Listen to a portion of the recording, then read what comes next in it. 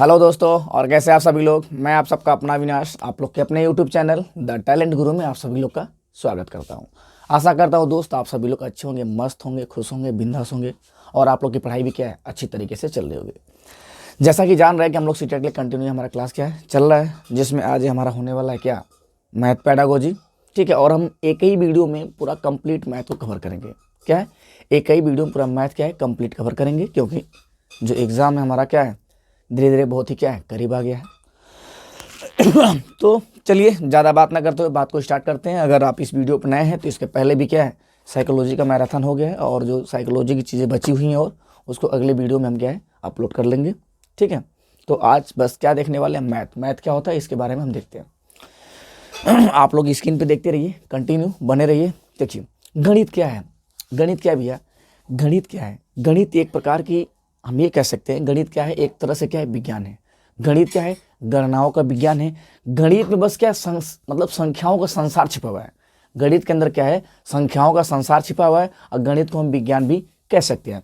गणित के अंदर विज्ञान क्या है समाहित है। मतलब गणित विज्ञान में क्या है कि जैसे अन्वेषण करना, खोज करना, परीक्षण करना, निरीक्षण करना, तर्क करना, वितर्क करना, माप तौल की इकाई, दिशा, परिमाण, ये सारी चीज़ें क्या होती हैं साइंस में होती हैं। मतलब मैथ क्या है एक तरह क्या है साइंस ही है। मतलब मैथ के अंदर पूरा साइंस क्या है इंक्लूड, मतलब समाहित है साइंस। लेकिन हाँ, मैथ की अपनी भाषा होती है और अपने संकेत होते हैं। किसी और सब्जेक्ट की जरूरत नहीं होती, मतलब किसी और की सहारे की जरूरत नहीं होती मैथ को। मैथ खुद ही क्या है अपने आप में अलग है।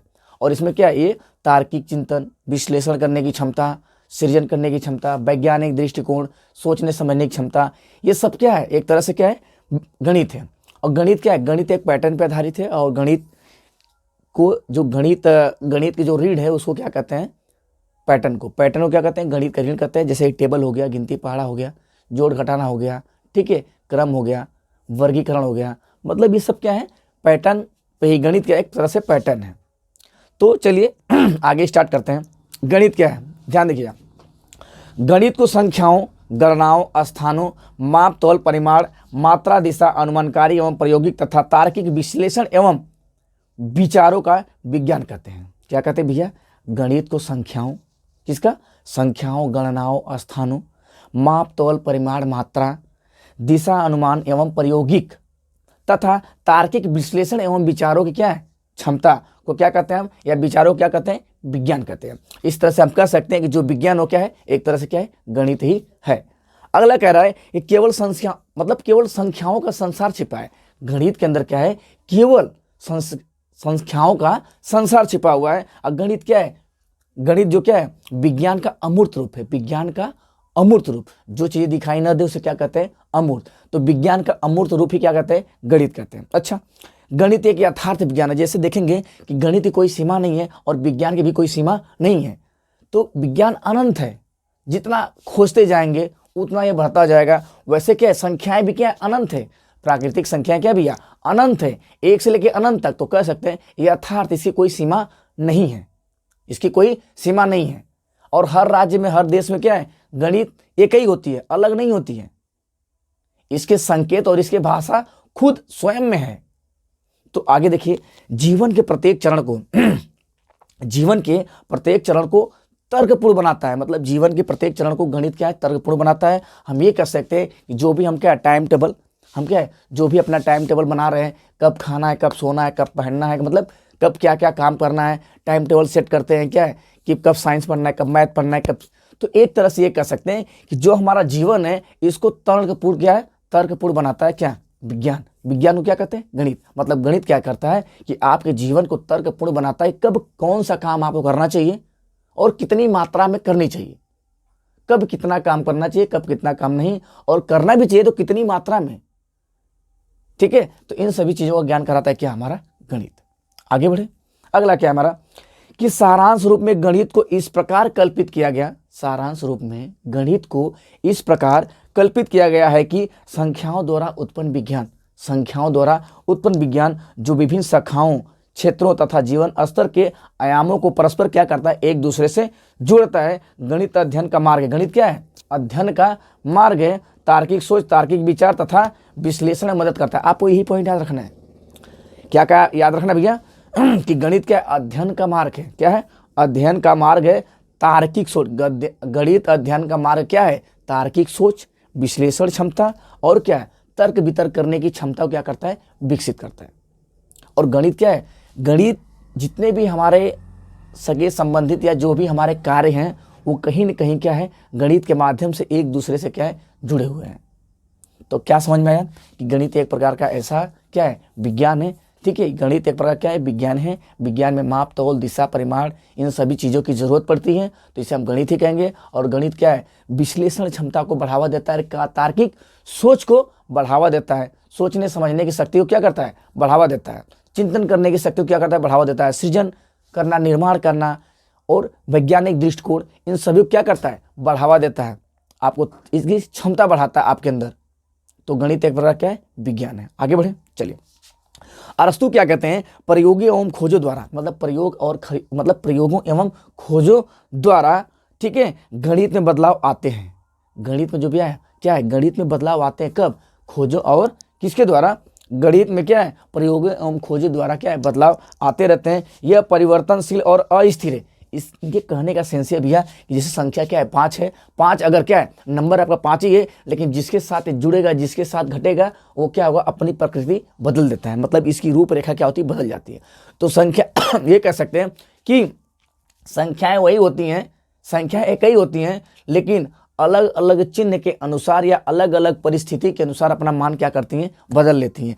5 गुणा 2 में करेंगे तो 10 हो जाएगा, 5 गुणा 3 में करेंगे तो 15 हो जाएगा, 5 को प्लस 2 करेंगे तो 7 हो जाएगा, लेकिन 5 में क्या करेंगे, क्या 10 में 5 से डिवाइड करेंगे तो क्या हो जाएगा, 2 हो जाएगा। तो ये सारी चीज़ें होती हैं। तो हम ये कह सकते हैं कि जो मैथ है आपका, जो गणित है, इसमें आंसर फिक्स नहीं होते हैं, ये क्या होते हैं, अस्थिर होते हैं। आप अगर नए नए खोज करेंगे तो ये फार्मूले क्या चेंज कर सकते हैं। इसमें क्या है, जो भी फार्मूले बनाए गए हैं उसको आप चेंज कर सकते हैं, लेकिन कब, प्रयोगों एवं खोजों के द्वारा। किसके अनुसार, अरस्तु के अनुसार। अरस्तु कहते हैं कि प्रयोगों एवं खोजों के अनुसार क्या है, जो भी इसमें चीजें उसमें चेंजेस हम ला सकते हैं, मतलब ये अस्थिर है। आगे बढ़े, चलिए। प्लूटो क्या कहते हैं, गणित क्या है, दर्शन शास्त्र का के समरूप है। गणित क्या है, दर्शन शास्त्र के समरूप में, ये कहते हैं। आइए, जो आधुनिक काल के, जो प्रेजेंट टाइम में जो है गणित के वैज्ञानिक, वो क्या कहते हैं। देखिए, जो आधुनिक काल के वो क्या कहते हैं, वो ये कहते हैं कि गणित गणित की अपनी भाषा और संकेत, तो हमने पहले ही बताया, गणित क्या है, अपनी भाषा वो क्या है, संकेत होते हैं। गणित का संबंध किससे, विचारों से। गणित का संबंध किससे, विचारों से। और गणित की अपनी भाषा और अपनी संकेत होते हैं, और इनका संबंध किससे, विचारों से। भी हमने ऊपर पढ़ा, तार्किक सोच, विश्लेषण क्षमता। ठीक है, अगला, यह किसी देश या महाद्वीप की सीमा से बंधा हुआ नहीं है। कहने का सेंस है कि हर जगह यही मैथ चलती है, बस क्या लैंग्वेज थोड़ी सी आपकी चेंज हो जाती है, लेकिन संकेत और इसकी भाषा वही होते हैं। भाषा का मतलब इसके पीछे जो विचार है मैथ के, वो वही रहता है, और इसके संकेत जो वो सेम वही होते हैं। अब बुक कहीं हिंदी पे लिखे जाएंगे, कहीं इंग्लिश में लिखे जाएंगे, कहीं संस्कृत में लिखे जाएंगे, कहीं फारसी में लिखे जाएंगे, बस, लेकिन इसके जो सिंबल वो क्या होंगे, हमेशा भैया फिक्स होंगे। आगे बढ़े, आगे देखिए। लॉग क्या कहते हैं, हर लॉग जिसको कहते हैं, लॉग क्या कहते हैं कि गणित वह मार्ग है जिसके द्वारा, गणित वह मार्ग है जिसके द्वारा हम किसी बच्चे के मन मस्तिष्क में तर्क करने की आदत बनाएंगे। तर्क, ठीक है, तर्क करने की आदत स्थापित कर सकते हैं, या तर्क करने की क्षमता या विचार करने की क्षमता हम क्या है, बढ़ा सकते हैं। तो क्या करें, गणित वह मार्ग है जिसके द्वारा किसी बालक के अंदर तर्क वितर्क करने की क्षमता को हम विकसित कर सकते हैं, या क्या है, गणित वाली जो आदत है, उसकी जो विचार है, वो आदत उसके अंदर डाल सकते हैं, किसी भी बच्चे के अंदर, हर लॉग के अनुसार। ठीक है, और अरस्तु कहते हैं कि खोज और प्रयोगों के द्वारा क्या है, कुछ भी चेंजेस आप कर सकते हैं गणित में, जैसे साइंस में होता है। आगे बढ़िए। गणित की भैया क्या है, गणित की भाषा क्या होती है, गणित मतलब कैसे चलता है, गणित की भाषा क्या होती है, इसको देखिए। गणित स्वतः एक भाषा जो विभिन्न नियमों एवं चिन्हों के अनुसार चलता है। गणित खुद एक स्वयं की भाषा है, और इसे क्या है, नियम कानून खुद है, और ये उसी पे क्या है, मूव करता है, मतलब चलता रहता है। जैसे में क्या है, पाद, पाद मतलब क्या होता है, टर्म। पाद मतलब टर्म, कि किसी भी समस्या में देखेंगे तो उसमें कितने टर्म है, एक बी सी डी है कि ए बी है कि ए बी सी डी है, मतलब कितने टर्म है, ए है तो मतलब एक टर्म, बी है तो ए बी है तो 2 टर्म, ए बी सी है तो मतलब 3 टर्म। सबसे पहले किस पे ध्यान देना होता है, पाद पे। पाद के बाद होता है प्रत्यय। प्रत्यय में मतलब होता है कॉन्सेप्ट। अब हमने एक समस्या को पढ़ा, समस्या को पढ़ने के बाद हमने देखा कि इसके पीछे कौन सा कॉन्सेप्ट लगाया जाए कि इसके सोल्यूशन को हम निकाल सकते हैं। पाद प्रत्यय, ठीक है, पाद प्रत्यय के बाद सूत्र। अच्छा, हमने उसके पीछे हमने क्या, पहले क्वेश्चन को पढ़ा, क्वेश्चन में कितने टर्म में हमने ये जाना, उसके बाद क्या प्रत्यय, मतलब उसके पीछे कौन सा कॉन्सेप्ट लगा है, मतलब क्या किया जाए, कॉन्सेप्ट भी आपको समझ में आ जाएगा, तो आप देखेंगे उस कॉन्सेप्ट पे कौन से फार्मूले को रख सकते हैं, उस कॉन्सेप्ट पे कौन से फार्मूले को रख सकते हैं। फिर फार्मूले की बात होगी, फार्मूले के बाद सिद्धांत। अब जो फार्मूला है कौन से सिद्धांत पे काम करता है, फिर उसके बाद क्या है लास्ट में चिन्ह है, पाद प्रत्यय, पाद प्रत्यय, फार्मूला, सिद्धांत और चिन्ह। यही क्या होता है, किसी क्वेश्चन को सॉल्व करने के ये चरण होते हैं, किसी समस्या को सॉल्व करने के लिए ये चरण होते हैं, जिसे कहते हैं पाद प्रत्यय, सूत्र और सिद्धांत। इसको नोट कर लीजिए।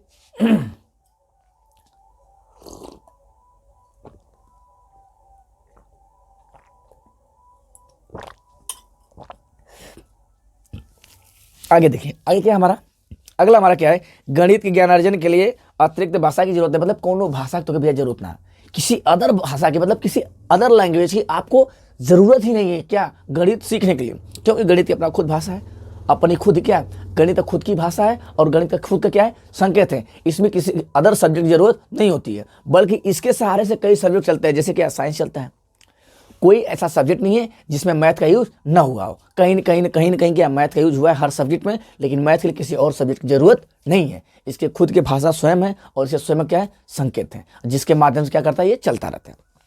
आइए अगला देखते हैं, गणित की प्रकृति क्या है। गणित की प्रकृति क्या है, इसके बारे में।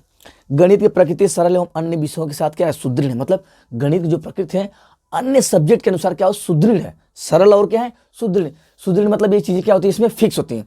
अगर भैया किसी और सब्जेक्ट में रहेगा, आप उस सब्जेक्ट के अगर आंसर को लिखते हैं तो कुछ ना कुछ आपका नंबर कट सकता है, लेकिन मैथ में अगर आपका आंसर सही है तो उसमें नंबर नहीं कटेगा। इसीलिए कह रहा है क्या होता है, मैथ क्या है, सरल और क्या है, सुदृढ़ है। अगर मैथ आपको समझना आ गया तो आपको इंटरेस्ट और आएगा और इसमें क्या है, बहुत मजा आता है। लेकिन बस आपको समझना आना चाहिए। एक बार चीजें समझ में आ गई और इसमें आंसर क्या होता है, हमेशा फिक्स होता है।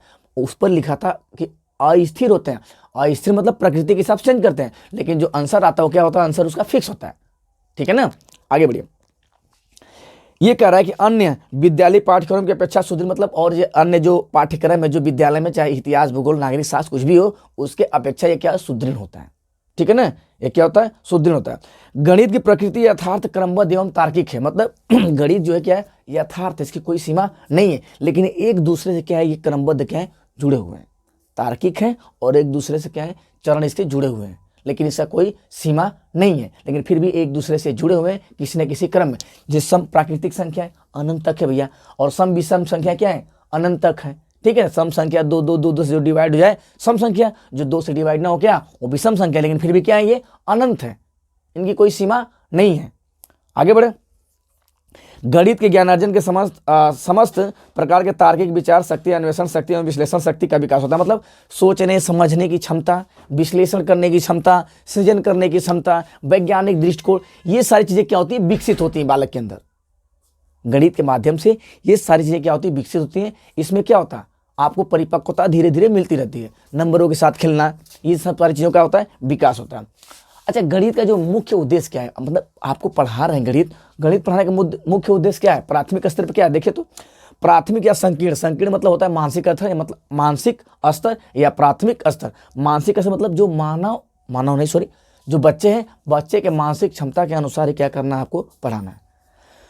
तो मानसिक मतलब संकीर्ण स्तर पर संख्या संबंधित कौशल का विकास। मतलब आप अगर अध्यापक बन रहे हैं, अगर आप अध्यापक हैं या अध्यापक बनना चाहते हैं अगर आप अध्यापक बनेंगे तो आपका कर्तव्य है कि जो प्राथमिक स्तर है भैया, प्राथमिक स्तर पर आपको बस केवल क्या, कौशल का मतलब बता दिया, जोड़ घटाना गुणा भाग, जोड़ घटाना गुणा भाग, गिनती पहाड़ा, इन सारी चीज़ों को क्या करना है, आपको सिखाना है प्राथमिक स्तर पर। प्राथमिक स्तर पर क्या करना है, तर्क वितर्क विश्लेषण, इन सारी चीज़, छोटा बड़ा बराबर, ठीक है, छोटा बड़ा बराबर। और हमने क्या बताया कि जोड़ घटाना गुणा भाग, इन कौशलों को क्या करना है, बच्चे के अंदर आपको विकसित करनी है। आपके प्राथमिक स्तर पे पढ़ाने का उद्देश्य यही है कि हर बच्चे को जोड़ घटाना गुणा भाग आ जाए, ठीक है, माप तौल की इकाई आ जाए, छोटा बड़ा का चीज पहचान ले। आगे बढ़िए। माप तौल की इकाइयों से परिचित कराना, गणित संक्रियाओं का विकास, ठीक है। चौथा है मूर्त से अमूर्त, मतलब जो भी चीजें आप बच्चे को सिखा रहे हैं तो उसको पहले साकार वस्तु दीजिए, मूर्त से अमूर्त की तरफ लेके जाइए। मतलब जो चीजें पता है, जो उसके पूर्व ज्ञान से जुड़ा है, पहले उसके आधार पे बच्चे को बताना है। अगर जो भी समस्या आपके पास है, उस समस्या का अगर समाधान आप बताना चाहते हैं बच्चे को, तो पहले उसके पूर्व ज्ञान के आधार पे साकार वस्तु दिखाइए, पूर्व ज्ञान के आधार पे साकार वस्तु दिखाइए। फिर उस वस्तु साकार वस्तु के सहारे से, फिर आप वो मूर्त हो गया। अब मूर्त मतलब होता है प्रत्यक्ष या वास्तविक, जो चीज दिखाई दे उसे क्या कहते हैं, मूर्त या प्रत्यक्ष या वास्तविक। उसी के आधार पर फिर अमूर्त की तरफ लेके जाइए। किसकी तरफ लेके जाइए, मूर्त से अमूर्त की ओर। आगे बढ़े, मूर्त से अमूर्त की ओर मतलब हमने ये बता दिया भैया कि आपको क्या है 1/2 के बारे में बच्चे को बताना है। क्या बताना है, 1/2 के बारे में बच्चे को बताना है। तो पहले मूर्त चीजें दिखाइए, फिर मूर्त के बाद अमूर्त की तरफ ले जाइए। अभी हम आगे बताएंगे L+3। जो व्याख्या मैं यहाँ करूँगा वही L+3 में करूँगा। तो इससे अच्छा है कि आप थोड़ा सा इंतजार करिए, फिर मैं बताता हूँ L+3 क्या होती है। उसी L+3 में क्या है इसका जिक्र हम बता देंगे, मूर्त से अमूर्त क्या होता है। आगे बढ़े, अगला देखिए। और उच्च स्तर पर व्यवहारिक होता है, मतलब जब उच्च स्तर पर चले जाएंगे तो वहाँ पे व्यवहारिक होगा, वहाँ पे आपको फार्मूले लर्न करने पड़ेंगे, वहाँ पे शब्दों के माध्यम से आपको समस्या दी जाएगी। और यहाँ पे क्या देता है, प्राथमिक स्तर पर जोड़, घटाना, गुणा, भाग, कोने कोने का भैया, दशमलव का, भिन्न का, ठीक है, दशमलव का, भिन्न का, साधारण, इन सारी चीज़ों को आना चाहिए। जब आप पहुंच जाएंगे क्या उच्च प्राथमिक स्तर पे, तो वहाँ पे व्यवहारिक वाले क्या होते हैं, क्वेश्चन होते हैं, जिसमें क्या है जो भी समस्या दी जाएगी शब्दों में दी जाएगी, और उस शब्द को समझ के क्या करना है, उसके पीछे के तर्क वितर्क को जानना है, और उसके पीछे क्या कॉन्सेप्ट लगेगा, क्या सिद्धांत लगेगा, ठीक है, क्या क्या चिन्ह लगेगा, उसके बारे में क्या करना है, चिंतन करना होता है। मतलब अमूर्त ज़्यादा होता है वहाँ पर। आगे बढ़े। अच्छा, गणित का महत्व क्या है, गणित का उद्देश्य जानिए, गणित की प्रकृति जानिए, गणित का महत्व क्या है। गणित का महत्व क्या है, गणित का भैया महत्व कई तरह से है। गणित का महत्व क्या है, कई तरह से। पहला क्या है हमारा, प्रयोगात्मक मूल्य। गणित का मतलब क्या, गणित का महत्व में क्या है, प्रयोगात्मक मूल्य। प्रयोगात्मक मूल्य का मतलब क्या होता है कि मतलब ये कहाँ कहाँ यूज आप कर रहे हैं, गणित आप अपने डेली लाइफ में कहाँ कहाँ यूज कर रहे हैं, इसके बारे में। दर्जी, कपड़ा सिलने के लिए दर्जी के पास जाएंगे तो आपके शर्ट और क्या है पैंट का नाप लेगा, माप तौल की कहीं वहाँ कर रहा है, बैंक में, टैक्स में, अकाउंटिंग में, ये भी चीज़ें कहाँ है हमारी यूज हो रही हैं, क्या प्रायोगिक हो गया। अगला है सामाजिक मूल्य। सामाजिक मूल्य में होता है समूह बनाना। आप जैसे टीम बना रहे हैं तो क्या है, एक टीम में जैसे क्रिकेट हो गया तो क्रिकेट में एक टीम में 12 लोग होते हैं, एक टीम में 12 लोग होते हैं, 11 लोग होते हैं कबड्डी में। तो ऐसे जो टीम जो डिवाइड की जाती है वहाँ पे भी क्या है हमारा ये काम करता है, क्या ये सामाजिक समूह में भी क्या काम करता है हमारा, मैथ काम करता है। अब आपसी लेन देन, व्यापार, व्यवसाय, इन सब में क्या है ये सामाजिक मूल्य, जो समाज के अंदर किया जाए। सामाजिक मतलब जो एक दूसरे से अंतर किया कर रहे हैं और किसी न किसी तरह से क्या है जुड़े हुए हैं, तो क्या है मैथ वहाँ पे बात हो रही है। अगला बढ़िए, नैतिक मूल्य। नैतिक मूल्य का मतलब है सच्चाई, न्याय, धैर्य, वफादारी, ईमानदारी आदि गुणों का समावेशन। मतलब जब आप भैया मैथ कर रहे हैं तो जब आपको मैथ में दिया गया है प्लस करने के लिए प्लस ही करेंगे, माइनस करेंगे तो क्या होगा, गलत होगा। तो कहीं ना कहीं सच्चाई की भावना, ईमानदारी की भावना, धैर्य, और आपका जो आंसर है कहीं 2 चरण में नहीं आ जाएगा, कहीं कहीं आपको थोड़ा वेट करना पड़ेगा आंसर का, 2, 3, 4, 5 लाइन में भी आ सकता है। तो मतलब धैर्य वाली भी भावना बच्चे के अंदर विकसित होती है। नैतिकता मतलब होता है ना, नैतिकता किसके द्वारा बनाई गई है, नैतिकता घर, परिवार, समाज, समुदाय, संस्कृति, देश, ठीक है, और राज्य, इनके द्वारा जो भी क्या है मापदंड बनाए गए हैं, जो भी दायरे बनाए गए हैं, इनके अंदर ही आपको क्या करना है, रहना है। अगर इसका उल्लंघन करेंगे भैया तो समाज वाले, घर वाले, परिवार वाले क्या होंगे, आपको इससे बाहर फेंक देंगे, जिससे आपका जीवन क्या होगा और भी बेहतर बन जाएगा ना। मतलब जिससे आपका जीवन क्या हो जाएगा, खराब होगा, जिससे क्या हो आपको बहुत परेशानी होगी अपने क्या है दिनचर्या को गुजारने के लिए। तो आपको जो है कि समाज के द्वारा, घर परिवार के द्वारा और राज्य के द्वारा, कानून के द्वारा जो भी क्या है मापदंड या दायरे बनाए गए उसके अंदर ही रह के काम करना क्या कहलाता है, नैतिकता। और नैतिकता क्या है, नैतिकता कहीं पे क्या है माँ बाप के द्वारा लाई जाती है, तो कहीं कानून के द्वारा लाई जाती है, और कहीं कहीं खूब परिस्थिति के अनुसार हम खुद को ढालते रहते हैं। तो नैतिकता कभी कभी बाहर से लाई जाती है और कभी कभी क्या है हम समाज में अंतःक्रिया से सीख लेते हैं। आप जब लॉरेंस कोहलबर्ग पढ़ेंगे तो उसमें ये सारी चीज़ें क्लियर है। तो आगे बढ़िए, अगला हमारा क्या है, कलात्मक या सौंदर्यात्मक मूल्य। कलात्मक मतलब होता है कि मूर्ति बनाना, चित्र बनाना, ये ना चित्रकला, रंग कला, मूर्ति कला, ज्यामिति आकार, ताल, नृत्य, चरण इत्यादि, ये किस में आ जाएंगे भैया, कलात्मक या सौंदर्यात्मक में। अगला है बौद्धिक। बौद्धिक मूल्य का मतलब काल्पनिक शक्ति, यादगार, ध्यान, खोज, मौलिकता, विचार एवं तर्क, ये किस में आएंगे, बौद्धिक में। मतलब बौद्धिक मतलब बुद्धि से रिलेटेड, तर्क वितर्क करने की समझा, सोचने की समझा, कल्पना करने की समझा, अमूर्त चिंतन, ठीक है ना, ये सब किस में आ जाएंगे, बौद्धिक क्षमता के अंदर आ जाएंगे। अनुशासन संबंधित भी चीजें आपके अंदर आती है, ठीक है। अब ध्यान मैथ में कहाँ है, कल्पना, आप सोचेंगे मैथ में कहाँ भैया कल्पना देख रहा है, कल्पना देखेंगे भैया आपको 2 स्टेप आगे, ट्रिग्नोमेट्री पढ़ेंगे 2 स्टेप आगे सोचना होता है, कौन कौन सा फार्मूला लगाएंगे क्या बन जाएगा। और जैसे यहाँ पे दे रहे यादगार, मतलब आपको फॉर्मूले याद होने चाहिए। ध्यान मतलब जो भी चीजें कर रहे हैं उसे पूरा फोकस करना है, आपको ध्यान दे के समझना है कि नहीं अब जोड़ना है कि घटाना है, गुणा करना है कि भाग करना है, इसको ध्यान देना होता है आपको। थोड़ा भी ध्यान हटा तो क्या होगा, क्वेश्चन आपका गलत हो जाएगा। एक भी नंबर मिस हुआ कहीं काउंटिंग करने में या मल्टीप्लाई डिवाइड सब्ट्रैक्ट करने में तो आपका आंसर गलत हो सकता है। तो कहीं ना कहीं ध्यान से देखने वाली भी चीजें यहाँ पे आती हैं, खोज की बात आती है और मौलिकता की भी बातें आती हैं। ठीक है, आगे बढ़िए। अगला हो गया अनुशासन संबंधित शुद्धता, निश्चितता, स्वयं प्रयत्न, समस्या विश्लेषण, परिमाण का सत्यापन, ज्ञान, अनुप्रयोग किस में आते हैं, अनुशासन में आते हैं। अब क्या है, जो भी उसके मापदंड होंगे फार्मूले के, जो भी उसके चेक करने के नियम होंगे उसके अकॉर्डिंग आपको चलना पड़ेगा। अब कहीं थोड़ा भी इधर उधर होते हैं तो आपका आंसर गलत हो जाएगा। चलिए अब आते हैं गणित में सोच के प्रकार। गणित में भैया सोच के प्रकार दो तरह से होते हैं, ठीक है ना। गणित में सोच के प्रकार दो तरह से होते हैं। एक होता है हमारा क्या, अभिसारी, एक होता है अपसारी। एक होता है अभिसारी और एक होता है अपसारी। अपसारी क्या होता है इसको जरा ध्यान समझ लीजिए, और अभिसारी क्या होता है इसको भी देख लीजिए। ठीक है, हमने बहुत बार बताया आपको कि एक होता है क्या, अभिसारी, एक हो गया अभिसारी और एक हो गया क्या, अपसारी। यहाँ से जो है कि आपका बस केवल मैथ में ही क्वेश्चन नहीं पूछेगा, ये ऐसा टॉपिक है मतलब अभिसारी और अपसारी जो हर सब्जेक्ट में पूछा जाता है। आपका हिंदी में भी पूछ लेगा, मैथ में भी पूछता ही पूछता है, आपके साइकोलॉजी में भी पूछ लेगा, आपको इन्वायरमेंट में भी पूछ लेगा। तो अभिसारी मतलब हमने बहुत बार आपको बताया हुआ है कि जो भी पिछला वीडियो आप देखे होंगे उसमें हमने बताया है कि जो अभिसारी होता है भैया ना क्या, जो अभिसारी होता है, जैसे हमने क्या बताया, कहीं अगर शादी ब्याह का मौसम बा, हमने क्या बताया, कहीं शादी ब्याह का मौसम है, कहीं तेरही ब्याह है, तो क्या है शादी ब्याह में क्या कई जगह से लोग आते हैं, शादी ब्याह में कई जगह से आते हैं। अगर तेरही ब्याह मोहल्ला में तो कई गांव से लोग आते हैं यहाँ खाने के लिए।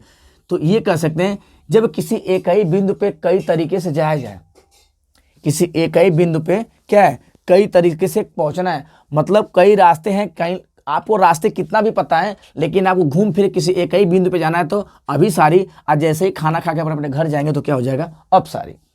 ठीक है, तो ये कह सकते हैं कि अभिसारी वो चीज होता है कि जिसमें आपको किसी वस्तु, आपको किसी पर्सन या वस्तु कि या समस्या के बारे में कितनी ही जानकारी क्यों ना हो, लेकिन उसका आंसर आपको अगर केवल एक शब्द में देना है, मतलब बाधित समय में देना है, ये कह सकते हैं बाधित शब्दों में, या कम समय में मतलब कम शब्दों में देना है, या एक शब्दों में देना कहलाया क्या, अभिसारी।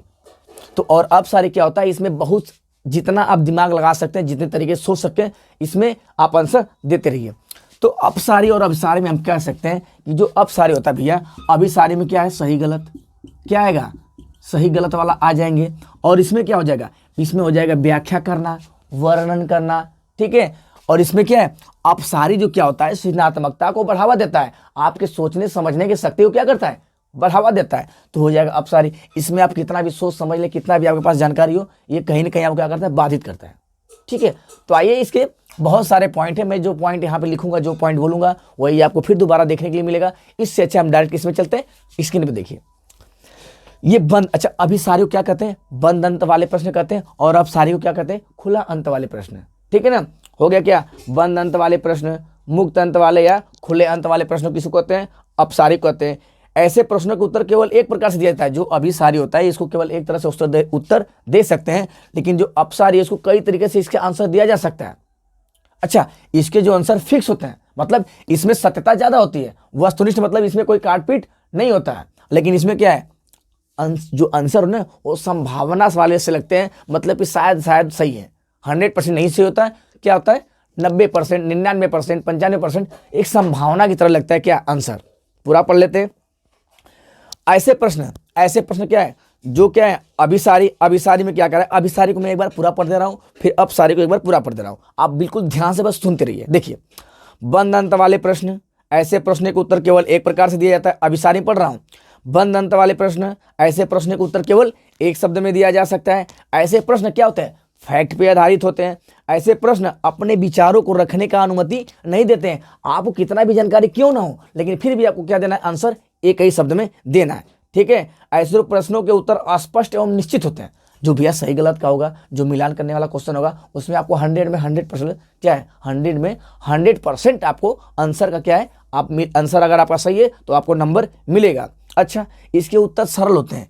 अभिसारी के उत्तर क्या होते हैं, सरल होते हैं। इसमें कौन कौन से प्रश्न आते हैं, बहुविकल्पीय प्रश्न, सही गलत का प्रश्न, ठीक है, सही गलत का चयन करना, रिक्त स्थानों की पूर्ति करना, मिलान करने वाले प्रश्न, ये सारे क्या होते हैं, अभिसारी होते हैं। अब अपसारी में आ जाइए। अब सारी क्या कर रहा है कि मुक्त या खुले अंतर वाले प्रश्न जिसमें आपको आपके विचारों को आज़ादी हो, आप चाहे जितने तरीके से क्वेश्चन को क्या है नेगेटिव तरीके से, पॉजिटिव तरीके से, मतलब किसी समस्या के बारे में क्या सही गलत, मतलब लाभ हानि, विशेषता क्या है, प्रकृति क्या है, उद्देश्य क्या है, सब बता सकते हैं। मतलब आपके विचारों को अनुमति है कि आप जितना तक सोच सकते हैं उतना लिख सकते हैं, मतलब एक तरह से व्याख्या कर सकते हैं, वर्णन कर सकते हैं। अच्छा, जो अभिसारी होता है ना, सारांश होता है, मतलब सारांश, देखिए लिखा नहीं अभिसारी में, आपको सारांश नहीं दिख रहा डाल लीजिए। संश्लेषण भी किस में आ जाएगा, अभिसारी में आ जाएगा, ठीक है ना। विश्लेषण किस में चला जाएगा, अपसारी में। बात समझ में आई तो उसको डाल लीजिएगा। आगे बढ़िए। ऐसे प्रश्न के उत्तर एक से अधिक प्रकार से दे सकते हैं, हमने वही बताया कि ऐसे प्रश्न के उत्तर एक से अधिक प्रकार से दे सकते हैं। ऐसे प्रश्न अपने विचारों को, मतलब आपके विचारों को क्या है रखने का अवसर देते हैं, और ऐसे प्रश्नों के उत्तर संभावित होते हैं, मतलब संभावित 100% सही नहीं होता भैया।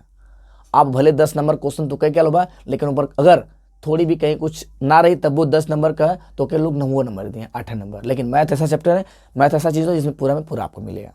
आगे बढ़िए। उत्तर असंभव से लगते हैं, अनिश्चित एवं अस्पष्ट होते हैं। निबंध, इसमें कौन कौन से आते हैं, निबंध लिखना, वर्णन करना, व्याख्या करना, विस्तार, विस्तृत प्रश्न, लघु उत्तरी प्रश्न, ये सारे किसमें आ जाएंगे भैया आपके अभी अपसारी में। तो आपको समझ में आ गया अपसारी और अभिसारी। अपसारी क्या करता है भैया, आपको अपसारी जो है आपके विचारों को अनुमति देता है, उत्तर असंभव से लिखते हैं, इसमें कई तरह से आंसर दे सकते हैं, आप जितना चाहे उतना लिख सकते हैं। और अभिसारी में आपके विचारों को रखने की अनुमति नहीं होती है, इसके उत्तर क्या होते हैं, अस्पष्ट होते हैं और क्या होते हैं, निश्चित होते हैं, ठीक है ना। आप कितना भी जाने लेकिन इसमें आप कुछ भी कर नहीं सकते हैं। तो कहीं ना कहीं अभिसारी सृजनात्मकता को बढ़ावा नहीं देती, लेकिन अपसारी सृजनात्मकता को बढ़ावा देती है, वैज्ञानिक दृष्टिकोण को बढ़ावा देती है, सोचने समझने विचार करने की क्षमता को बढ़ाती है। लेकिन अभिसारी ऐसा कुछ भी नहीं करता है। आगे अध्यापक संबंधित, आगे दिख रहा होगा भैया अध्यापक संबंधित कारक। अध्यापक संबंधित कारक क्या होते हैं, कारक मतलब गुण दोष की बात नहीं कर रहे हैं, कारक मतलब ऐसे कौन कौन सी चीज़ें जिसमें क्या है कि बच्चे को थोड़ी सी परेशानी होती है। तो विषय के ज्ञान का छिछलापन, अध्यापक संबंधित कारक का मतलब ये हो गया कि जो अध्यापक है वो अच्छी तरीके से नहीं पढ़ा रहा है, मतलब नहीं पढ़ा पा रहा है, तो इसके पीछे क्या रीज़न हो सकता है। अध्यापक का छिछलापन मतलब कि वो जो भी चीज़ जान रहे हैं थोड़ा थोड़ा ऊपर ऊपर से जान रहा है, जो भी सब्जेक्ट है सब्जेक्ट के अंदर तक चीज़ें उसको नहीं पता है, या जो भी आपके पास परिभाषा जो भी है, जो भी वर्ड है उसके बारे में उसको जानकारी अच्छे से नहीं है, बस ऊपर ऊपर चीज़ें बताते हुए चला जा रहा है, तो क्या कहेंगे छिछलापन। मतलब ज्ञान क्या है, विषय के ज्ञान क्या है, छिछलापन मतलब जो भी सब्जेक्ट आपको पढ़ा रहा है उसके पीछे का सेंस वो नहीं जान रहा है, या उस चैप्टर के पीछे का सेंस उसको नहीं पता है, बस जो चीज़ सामने सामने दिख रही है बस उसी के बारे में आपको पढ़ाते हुए आगे निकल जा रहा है, तो क्या कहेंगे विषय के ज्ञान का छिछलापन। अगला अध्यापक का पक्षपात व्यवहार, वो अध्यापक भी अच्छा नहीं होगा जो क्या है बच्चों में क्या करता है, वो पक्षपात, ठीक है ना। आप कुछ लड़कों को क्या है सम्मान देता है, कुछ लड़कों को सम्मान नहीं देता है, उन लोगों में भेदभाव करता है, चाहे वो जाति लिंग के आधार पे हो, चाहे जाति या लिंग या समाज, मतलब किसी भी आधार से। व्यक्तिगत विभिन्नता हमने पढ़ा है ना, व्यक्तिगत विभिन्नता सब समझ जाएंगे, तो कहीं ना कहीं क्या व्यक्तिगत विभिन्नता वाला कार्य करता है, तो इसलिए क्या है वो अध्यापक अच्छे नहीं माने जाते, ये भी हो सकता है। अगला अध्यापक का कक्षा में सख्त होना, मतलब आपकी कक्षा में हमने क्या बताया कि इस समय चले भैया बाल केंद्रित शिक्षा। बाल केंद्रित शिक्षा क्या कहता है, एनसीएफ क्या कहता है, बाल केंद्रित शिक्षा में होनी चाहिए जिसमें क्या है बालक के विचारों को और उनके अनुभव को क्या करना है, वरीयता देना है। अब अगर भैया क्लास में कोई कुछ पूछ रहा है, आप डांट के बैठा दिए, अगर डांट के बैठा दिए तो एक दिन बैठाएंगे, 2 दिन बैठाएंगे, तीसरे दिन वो क्या है पूछेगा नहीं आपसे कुछ, तीसरे दिन पूछेगा नहीं कुछ, मतलब कहीं ना कहीं सेंस आपको ये निकल रहा है कि अध्यापक कक्ष में सख्त होने का मतलब ये है कि कहीं ना कहीं शिक्षक केंद्रित शिक्षा दिख रही है, और शिक्षक केंद्रित शिक्षा क्या मानी जाती है, गलत मानी जाती है आज के समय में। अच्छा, जो बाल केंद्रित शिक्षा उसे लोकतंत्रात्मक शिक्षा भी कहते हैं, राजतंत्रात्मक शिक्षा भी कहते हैं। लोकतंत्रात्मक लोकतंत्रात्मक और जनतंत्रात्मक शिक्षा कहते हैं किसको, बाल केंद्रित शिक्षा को। बालक को केंद्र में रखते हुए उसके रुचि के अनुसार, ठीक है ना, उसके मानसिक क्षमता के अनुसार अध्यापक को पढ़ाना पड़ता है। और शिक्षक केंद्रित या अध्यापक केंद्र में क्या होता है कि शिक्षक केंद्र में होता है शिक्षक का मन करेगा तो पढ़ाएगा, नहीं मन करेगा तो नहीं पढ़ाएगा, मन करेगा तो पढ़ा के पास करेगा, नहीं मन करेगा तो क्या बिना पढ़ाए पास कर देगा, मन करी भैया तो पढ़ा के पीटी, ना मन करे तो बिना पढ़ौले तो के पीट दी, ठीक है। तो आगे बढ़िए, बाल केंद्रित शिक्षा पढ़ाए होंगे वहां पे ऊपर हमने बताया है साइकोलॉजी में बाल केंद्रित शिक्षा क्या होती है। आगे चलिए, अगला है अध्यापक का संप्रेषण। क्षमता विचारों को सुव्यवस्थित और क्रमबद्ध रूप से नहीं रखना। मतलब ये है कि अध्यापक के अंदर जानकारी तो बहुत है, लेकिन उसके पास ये क्षमता नहीं है कि पहले किस चीज को बताएं, फिर उसके बाद उससे जोड़ के किस चीज को बताएं। मतलब उसके पास ज्ञान है, लेकिन क्या है, उसको क्रमबद्ध तरीके से नहीं रख पा रहा है बच्चों के सामने। बच्चे क्या हो रहे हैं, कंफ्यूज हो जा रहे हैं, भ्रमित हो जा रहे हैं। कौन सी चीज को पहले बताना है, कौन सी चीज को बाद में बताना है, इसका वो क्या है, संतुलन नहीं बना पा रहा है। ठीक है, तो इसकी वजह से भी क्या है, बच्चे कम सीखते हैं। ये भी चीजें एक हो सकती हैं। अगला देखिए, अगला क्या है भैया, अगला हमारे छात्रों संबंधित कारक। ये तो ठीक, क्या अध्यापक से संबंधित कारक, अब क्या है, छात्रों संबंधित कारक। अब छात्र का संबंधित मतलब छात्र में क्या क्या समस्या हो सकती है जिससे क्या वो अधिगम नहीं कर पा रहा हो, मतलब सीख नहीं पा रहा हो। और अध्यापक में क्या समस्या थी, हमने बता दिया कि इसकी वजह से बच्चे नहीं सीख पाते। आइए छात्र का देखते हैं। अच्छा, कभी कभी आप कितना भी बेहतर क्यों ना पढ़ाएं, आप कितना ही अच्छे तरीके से क्यों ना पढ़ाएं, आप अच्छी विधियों का यूज कर रहे हैं, मतलब शिक्षण विधियों का यूज कर रहे हैं, अच्छे शिक्षण सहायक सामग्री का यूज कर रहे हैं, उसके बाद भी बच्चा नहीं सीख पा रहा है, तो कहीं ना कहीं बच्चे की जो मानसिक क्षमता कहीं ना कहीं क्या है, कमजोर है। जो बच्चे की मानसिक क्षमता क्या है, कहीं ना कहीं क्या भी है, कमजोर है। या तो मानसिक रूप से कमजोर हो, या तो शारीरिक रूप से कमजोर हो, या उसकी सीखने में रुचि नहीं हो, या सीखना या जानने की उत्सुकता नहीं हो। तो बालक की रुचि नहीं होगी, बालक के शारीरिक या मानसिक क्षमता क्या है, कमजोर है, या तो बालक सीखने में रुचि नहीं जनाता हो, या तो कोई चीज जानने की उसके अंदर इच्छा नहीं हो। तो वहां से भी हमारा क्या हो सकता है कि बालक क्या है, कम सीख सकता है। तो बालक तभी ज्यादा सीखते हैं जब उसके अंदर मतलब जानने की इच्छा होती है, उत्सुकता होती है। जब उनके अंदर रुचि होती है तब बच्चा क्या ज्यादा से ज्यादा सीखता है ज्ञान, और वो ज्ञान सीखा हुआ लंबे समय तक क्या होता है, अस्थायी होता है। जो चीजें श्रव्य दृश्य चीजें होती हैं वो क्या होती हैं, उसके द्वारा सीखा गया ज्ञान क्या होता है, लंबे समय तक अस्थायी होता है। हम जब भ्रमण विधि पढ़ाए हैं पीछे पर्यावरण में, वहां पे इसका जिक्र बहुत अच्छे से हमने किया है। आगे बढ़ते भैया, अब एक दूसरा आता है आगमन और निगमन विधि। क्या था भैया, आगमन और निगमन विधि आपने पढ़ा।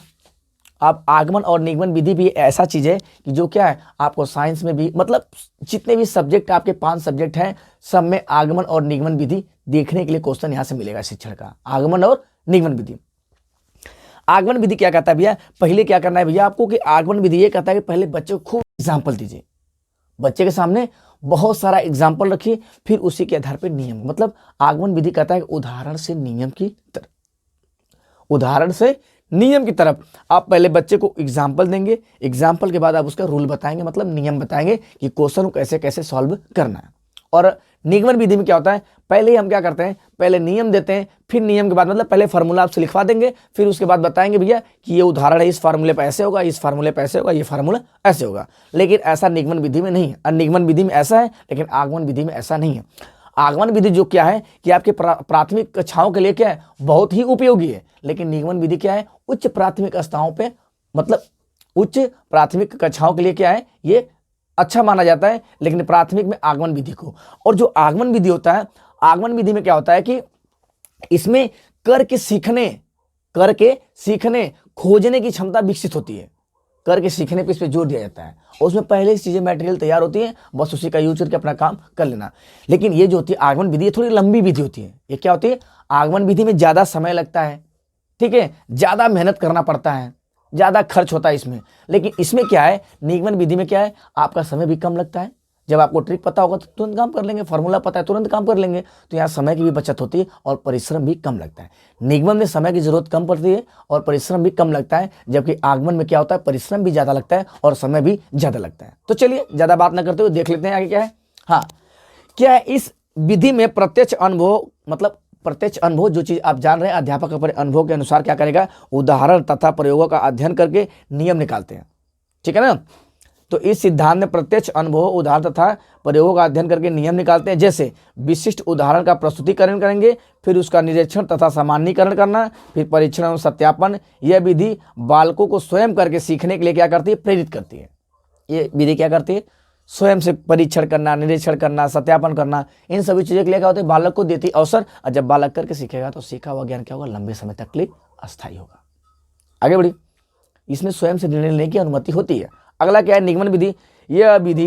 यह आगमन विधि है, ये क्या है, ठीक उल्टा है। निगमन विधि क्या है, ये निगमन विधि है और ये निगमन क्या, आगमन का ठीक उल्टा है, लेकिन उसका विरोधी नहीं है भैया, उसका बस उल्टा है, ठीक है ना। इसमें पूर्व अनुभवों, प्रयोगों एवं उदाहरणों द्वारा बने नियमों तथा सूत्रों बता दिए। मतलब पहले से सारी चीजें फिक्स होती है, जो भी उदाहरण नियम है पहले ही बता दिए जाते हैं, उसके बाद क्या करना, अपना काम आगे करना होता है। मतलब नियम से उदाहरण की तरफ, नियम से उदाहरण की तरफ। आइए इसका जब देखेंगे ना तुलना, जब तुलना देखेंगे तो ज्यादा समझ में आएगा। तुलना में पूरा क्लियर है, आप भले डिफिनेशन याद रहे या ना रहे, लेकिन आप जो तुलना में बता रहा हूं, तुलना आपको याद होना चाहिए कि तुलना में क्या क्या चीजें हो रही है। आगे बढ़े, चलिए अगला क्या कह रहा है कि स्वयं, देखिए पहले मैं आगमन विधि की पूरी बात कर ले रहा हूं, फिर निगमन विधि की पूरी बात कर लूंगा एक ही बार में। आगमन विधि क्या कहता है, स्वयं नियमों एवं सिद्धांतों को खोजने का अवसर है। आगमन विधि क्या करता है, स्वयं नियमों एवं सिद्धांतों को खोजता है, जबकि निगमन विधि क्या है, दूसरे के द्वारा बनाए गए नियमों तथा सिद्धांतों पर क्या होते हैं, निर्भर होते हैं। आगमन विधि स्वयं द्वारा क्या नियम खोजने के लिए प्रेरित करता है, लेकिन निगमन विधि क्या है, पहले से जो नियम और सिद्धांत बनाए उसी को क्या करना है, बस फॉलो करना होता है। अगला देखिए, यह अनुसंधान का मार्ग है। अनुसंधान मतलब खोज करने का, ये खोज करने का मार्ग है, जबकि ये क्या है, ये अनुकरण का मार्ग है। मतलब जो चीजें पहले से बनाई गई उसी का अनुकरण करके आपको आगे काम करना है। फार्मूले पहले से बने, उसी का अनुकरण करके आपको आंसर देना है, और इसमें क्या है, नए नए फार्मूले का निर्माण हम कर सकते हैं। अगला, इस विधि में विशेष से समान, स्थूल से सूक्ष्म की ओर, उदाहरण से नियम की ओर चलते हैं। मतलब कौन कौन सा नियम भैया, विशेष से सामान्य, ठीक है, स्थूल से सूक्ष्म और उदाहरण से नियम की ओर चलते हैं। और ये कह रहा है कि सामान्य से विशेष, मतलब जस्ट उसका उल्टा, जस्ट उसका उल्टा पढ़ लीजिएगा, जस्ट उसका उल्टा चल रहा है। मतलब सामान्य से विशेष, सूक्ष्म से स्थूल, नियम से उदाहरण की ओर चलता है। अगला कह रहा है कि प्रश्न हल करने के लिए, आगमन विधि में देखिए, प्रश्न हल करने के लिए अधिक समय और अधिक परिश्रम लगता है, जबकि आगमन विधि में निगमन विधि में क्या है, समय कम लगता है, परिश्रम कम लगता है। हमने ऊपर ही आपको बता दिया है। और हमने बताया कि जो आगमन विधि है, कक्षा के सभी बालक क्या होते हैं, इसमें सक्रिय होते हैं। बालक और मतलब विद्यार्थी और अध्यापक क्या होते हैं, दोनों सक्रिय होते हैं। आगमन विधि में विद्यार्थी और अध्यापक दोनों सक्रिय होते हैं, लेकिन जबकि निगमन में बस केवल कौन सक्रिय रहता है, बस केवल अध्यापक सक्रिय रहता है। नई नई चीजों को क्या वो खोज के लाता है, और बच्चा उसी का अनुकरण करके क्या करता है, अपना काम करता है। मतलब विद्यार्थी एक तरह से क्या होता है, निष्क्रिय होता है। अगला, आगमन विधि जो है कि यह एक मनोवैज्ञानिक विधि, मनोवैज्ञानिक विधि है, मनोवैज्ञानिक। और ये क्या है, नवीन, ये क्या है, ये एक मनोवैज्ञानिक विधि। मतलब जो नियम वाला है ना, ये मनोवैज्ञानिक विधि नहीं, मतलब इसमें वैज्ञानिक दृष्टिकोण पैदा नहीं किया जा सकते, सृजनात्मक रचनात्मक वाले गुण इसके अंदर नहीं पाए जाएंगे, क्योंकि जो चीज़ पहले से पता है उसी को हमको क्या करना है, फॉलो करना है। लेकिन जो दूसरा वाला है आगमन विधि जो है, इसमें क्या इन सभी चीज़ों को बढ़ावा दिया जाता है, क्योंकि करके सीखना है। तो करके जब सीखेंगे तो ज़्यादा दिन तक ज्ञान क्या होगा, अस्थायी होगा, और नई नई चीज़ों की उत्पत्ति आप कर पाएंगे। अगला, और क्या, नवीन एवं आधुनिक ज्ञान की ओर प्रोत्साहित करता है, ठीक है, अच्छी बात है। जबकि क्या है, नवीन और आधुनिक ज्ञान प्राप्त करने का अवसर इसमें नहीं मिलता है, नई चीज ढूंढने का अवसर नहीं मिलता है, किसमें, निगमन में। जबकि आगमन में नई चीज ढूंढने का अवसर मिलता है। स्वयं नियम निर्धारित करते हैं, और उनका आत्मविश्वास, मतलब स्वयं जब कोई चीज बढ़ा, मतलब कोई स्वयं अपने से कोई चीज़ खोज करेंगे तो आपका आत्मविश्वास क्या है, बढ़ने लगता है, और आपको आनंद के साथ साथ क्या आपका आत्मविश्वास बढ़ता है। लेकिन निगमन विधि में आपका आत्मविश्वास नहीं बढ़ता है, क्योंकि आप किसी और के फार्मूले पर बनाए या किसी और के नियमों को बनाए गए, आपको क्या करना, उस रास्ते बस केवल चलना होता है। मतलब ठीक है ना। अगला है वैज्ञानिक दृष्टिकोण, मैंने बता दिया, ऐसे कुछ प्रश्न भी नहीं होते। तो आपको मोटा मोटी समझ में आ गया कि आगमन और निगमन विधि क्या है। तो यहाँ से भैया आपका 1 नंबर पक्का आता है, चाहे किसी भी में आ जाए, 1 से 2 नंबर आपका कंफर्म में आएगा, चाहे किसी भी सब्जेक्ट में आपका आ सकता है। अगला हमारा क्या है, संश्लेषण और विश्लेषण विधि। इसी बारे में सुन लीजिए, संश्लेषण और विश्लेषण विधि क्या कहता है कि संश्लेषण मतलब होता है सारांश। संश्लेषण मतलब सारांश। अभी हमने बताया संश्लेषण को हम क्या कर सकते हैं, अभिसारी, मतलब छोटा भाग। चैप्टर का नाम संश्लेषण, बाइक संश्लेषण। अब बाइक के पुर्जे को जब हम करेंगे अध्ययन तो हो जाएगा विश्लेषण। संश्लेषण मतलब होता है जुड़ा भाग, और विश्लेषण मतलब होता है टुकड़ा टुकड़े में देखना, टूटा हुआ भाग या टुकड़ों में तोड़ना। तो किसी चीज को जब गहनता से अध्ययन करेंगे, उसके टुकड़े टुकड़े के बारे में, छोटे छोटे पार्ट, कि बाइक का भैया क्लच कहाँ, ब्रेक कहाँ, स्लेटर कहाँ, ठीक है। जब इन सभी चीजों का अध्ययन करेंगे तो क्या कहलाएगा हमारा, संश्लेषण, विश्लेषण। लेकिन जब केवल डायरेक्ट है भैया ये बाइक है होंडा की, ये बाइक है स्प्लेंडर की, बाइक है मतलब बुलेट है, अपाची, फलाना ढिकाना, ये सब क्या है, कार हो गया, ठीक है, ब्लोरो हो गया। तो जो बस केवल एक दिख रहा है वो सारांश है। चैप्टर का नाम क्या है, सारांश है। चैप्टर के अंदर घुसने के बाद अलग अलग चीजों के बारे में देखते हैं तो क्या कहलाता है, विश्लेषण। तो आपको मोटा मोटी याद रखना भैया, संश्लेषण मतलब जुड़ा हुआ भाग, विश्लेषण मतलब टूटा हुआ भाग। अब विश्लेषण मतलब तोड़ना, संश्लेषण मतलब जोड़ना। आगे ये इसकी तुलना को देखते हैं। विश्लेषण विधि क्या कहता है? किसी भी समस्या के तह तक पहुंचना और उसके सरलता से हल करने के लिए समस्याओं को छोटे छोटे भागों में विभक्त करना तथा अज्ञात का रहस्य खोजते खोजते ज्ञात तक पहुंचना। मतलब ये अज्ञात से ज्ञात की तरफ, सेंस ये निकल गया। विश्लेषण मतलब अज्ञात से ज्ञात की तरफ, संश्लेषण मतलब ज्ञात से अज्ञात की तरफ। ठीक है, तो आइए आगे देखते हैं विश्लेषण और संश्लेषण विधि में डिफरेंस क्या है। जब विश्लेषण और संश्लेषण विधि का डिफरेंस हम जान जाएंगे तो हमको परिभाषा याद करने की कोई जरूरत नहीं है। आगे देखिए, विश्लेषण विधि क्या कहता है कि अज्ञात या अभिष्ट से प्रारंभ करके ज्ञात, ठीक है, ज्ञात या दिए गए तथ्य की ओर अग्रसर हो रहा है। मतलब अज्ञात से किस तरफ जाना है? ज्ञात की तरफ। जबकि संश्लेषण में ज्ञात से अज्ञात की तरफ। बाइक हमको पता है, बाइक के छोटे छोटे पुर्जे के बारे में हमको जानना है, मतलब अज्ञात की तरफ। ठीक है ना। और ये पहले क्या है? छोटे छोटे पुर्जे के बारे में जान रहा है, उसके बाद में बाइक की बात कर रहा है। अगला छोटे छोटे भाग में विभक्त करना। विश्लेषण मतलब वही छोटे छोटे भाग में विभक्त करना, और जो संश्लेषण है ये पूर्ण ज्ञात तथ्यों को एकत्र करके परिणाम पर पहुंचना। मतलब बाइक मतलब पूर्ण रूप से दिखाई देना।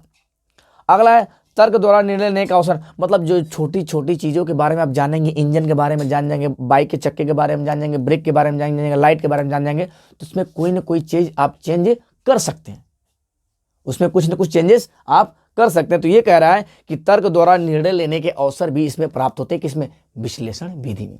और संश्लेषण में क्या होता है भैया कि केवल बालक की स्मृति पर जोर पड़ता है, तर्क एवं निर्णय लेने का अवसर नहीं होता है। ठीक है ना। बस केवल बालक क्या है? केवल बालक की स्मृति मतलब बस याद करना होता है, इसमें तर्क और करने की क्षमता विकसित नहीं होती है। अगला देखिए, यह एक सुनिश्चित विचार है। मतलब यह क्या है? एक सुनिश्चित विचार है। आप किसी चीज़ को अगर गहनता से जानेंगे, छोटे छोटे चीज़ों को जान रहे हैं, तो आप उससे कुछ और चीज़ों का निर्माण कर सकते हैं। अगला क्या कर रहा है? इसमें पहले से तैयार सामग्री उपलब्ध होती है। ठीक है, प्रमाण या हल चिंतन प्रक्रिया के फलस्वरूप प्राप्त होते हैं। मतलब जो भी संश्लेषण होता है क्या है? वो चिंतन के बाद ही निकल के आता है। अगला देखिए, जो प्रत्येक पद विधिवत तथा तर्क संगत होते हैं। विश्लेषण मतलब जब विश्लेषण की जगह को तोड़ के जब अध्ययन करेंगे तो एक चरण दूसरे चरण से कहीं ना कहीं क्या होता है? संबंधित होता है। मतलब बाइक का हर पार्ट एक दूसरे से क्या है? तर्कपूर्ण क्या होता है? संबंधित होता है। और भैया जो विश्लेषण विधि है इसमें क्या है? लंबी विधि है, अधिक समय लगता है एवं परिश्रम भी अधिक लगता है। लेकिन उसमें क्या है? समय कम लगता है, परिश्रम कम लगता है। एक ही बार में हमको बाइक मिल जाता है, लेकिन बाइक बनाना होगा तो छोटे छोटे पुर्जे को जोड़ना होता है। मतलब इससे परिश्रम अधिक लगेगा, समय भी क्या होगा? अधिक लगेगा। ये विश्लेषण विधि दृष्टिकोण क्या है? वैज्ञानिक दृष्टिकोण को बढ़ावा देती है, सृजनात्मकता को जन्म देती है, आपको नए चीज़ों का निर्माण करने का क्या है? अवसर प्राप्त करती है। मतलब आपके अंदर एक क्षमता विकसित करती है कि आप सृजन कर सकें, निर्माण कर सकें, नई चीज़ों को बना सकें। मतलब वैज्ञानिक दृष्टिकोण आपके अंदर आ जाएगा। लेकिन संश्लेषण में ऐसा कुछ भी नहीं होता है। ठीक है ना। और आत्मविश्वास भी बढ़ता है आपका। तो हमने देखा कहीं ना कहीं अपसारी और विश्लेषण की जो सेंस है वो कहीं ना कहीं मिलते जुलते हैं। अपसारी और संश्लेषण के चरण कहीं ना कहीं थोड़े बहुत मिलजुल रहे हैं। अभी हमने व्याख्या से समझा, और संश्लेषण का कहीं कहीं अभिसारी की बात हो रही है। तो ये था हमारा संश्लेषण और क्या था? विश्लेषण। अब बात करते हैं हम आगे। अब आगे बढ़े। आगे हमारा क्या भैया? अगला हम पढ़ने वाले हैं वेन हीले का ज्यामितीय सिद्धांत। क्या पढ़ने वाले हैं? वेन हीले का ज्यामितीय सिद्धांत। अच्छा, वेन हीले के ज्यामितीय सिद्धांत में भैया वेन हीले ने पांच स्तर बताए हैं। वेन हीले ने क्या है? 5 स्तर, 4 स्तर और 5 इनके क्या है? स्टेज हैं। 5 स्टेज और 5 स्टेज। ठीक है ना। 5 स्टेज और इनके स्तर कितने हैं? 5 स्टेज और स्तर कितने भैया? 4। वेन हीले के 5 स्टेज और स्तर 4 है, जिसमें हमको क्या है? ज़्यादातर कोशिश करना है कि जो पहला और दूसरा चरण है, जो पहला स्तर और दूसरा स्तर उसको हम पढ़ लेंगे। पहला हमारा क्या है कि पहले सुन लीजिए पूरी व्याख्या। इसमें 4 होते हैं। पहला कहता है चतुष्कीकरण। चतुष्कीकरण जो पहला स्टेज होता है ना, इसमें क्या होता है कि बालक जो है कि वेन हीले का ज्यामितीय सिद्धांत हमने कहा ज्यामिति मतलब जोने में भुजाओं की बात हो। त्रिभुज हो गया, आयत हो गया, बहुभुज हो गया, इन सारे की बात होगी। मतलब ज्यामिति आकृति के बारे में बात हो रही है। तो बच्चे जो होता है ना, जो बच्चे छोटे होते हैं, पहले स्टेज में क्या होता है? पहला स्टेज करिए, चाहे स्तर 0 कहिए या इसको क्या कहिए? इसका नाम क्या है? चतुष्कीकरण। ठीक है, या चतुष्कीकरण कहिए या चतुष्कीकरण या चतुष्कीकरण लिखा आ जाएगा। यह आएगा क्या? स्तर 0 या मानसिक स्तर। जो पहला स्टेज होता है इसमें बच्चा क्या होता है? जो भी चीजें होती हैं उसको क्या है, दिखावट या संरचना के आधार पर क्या कर लेता है, वर्गीकृत कर लेता है।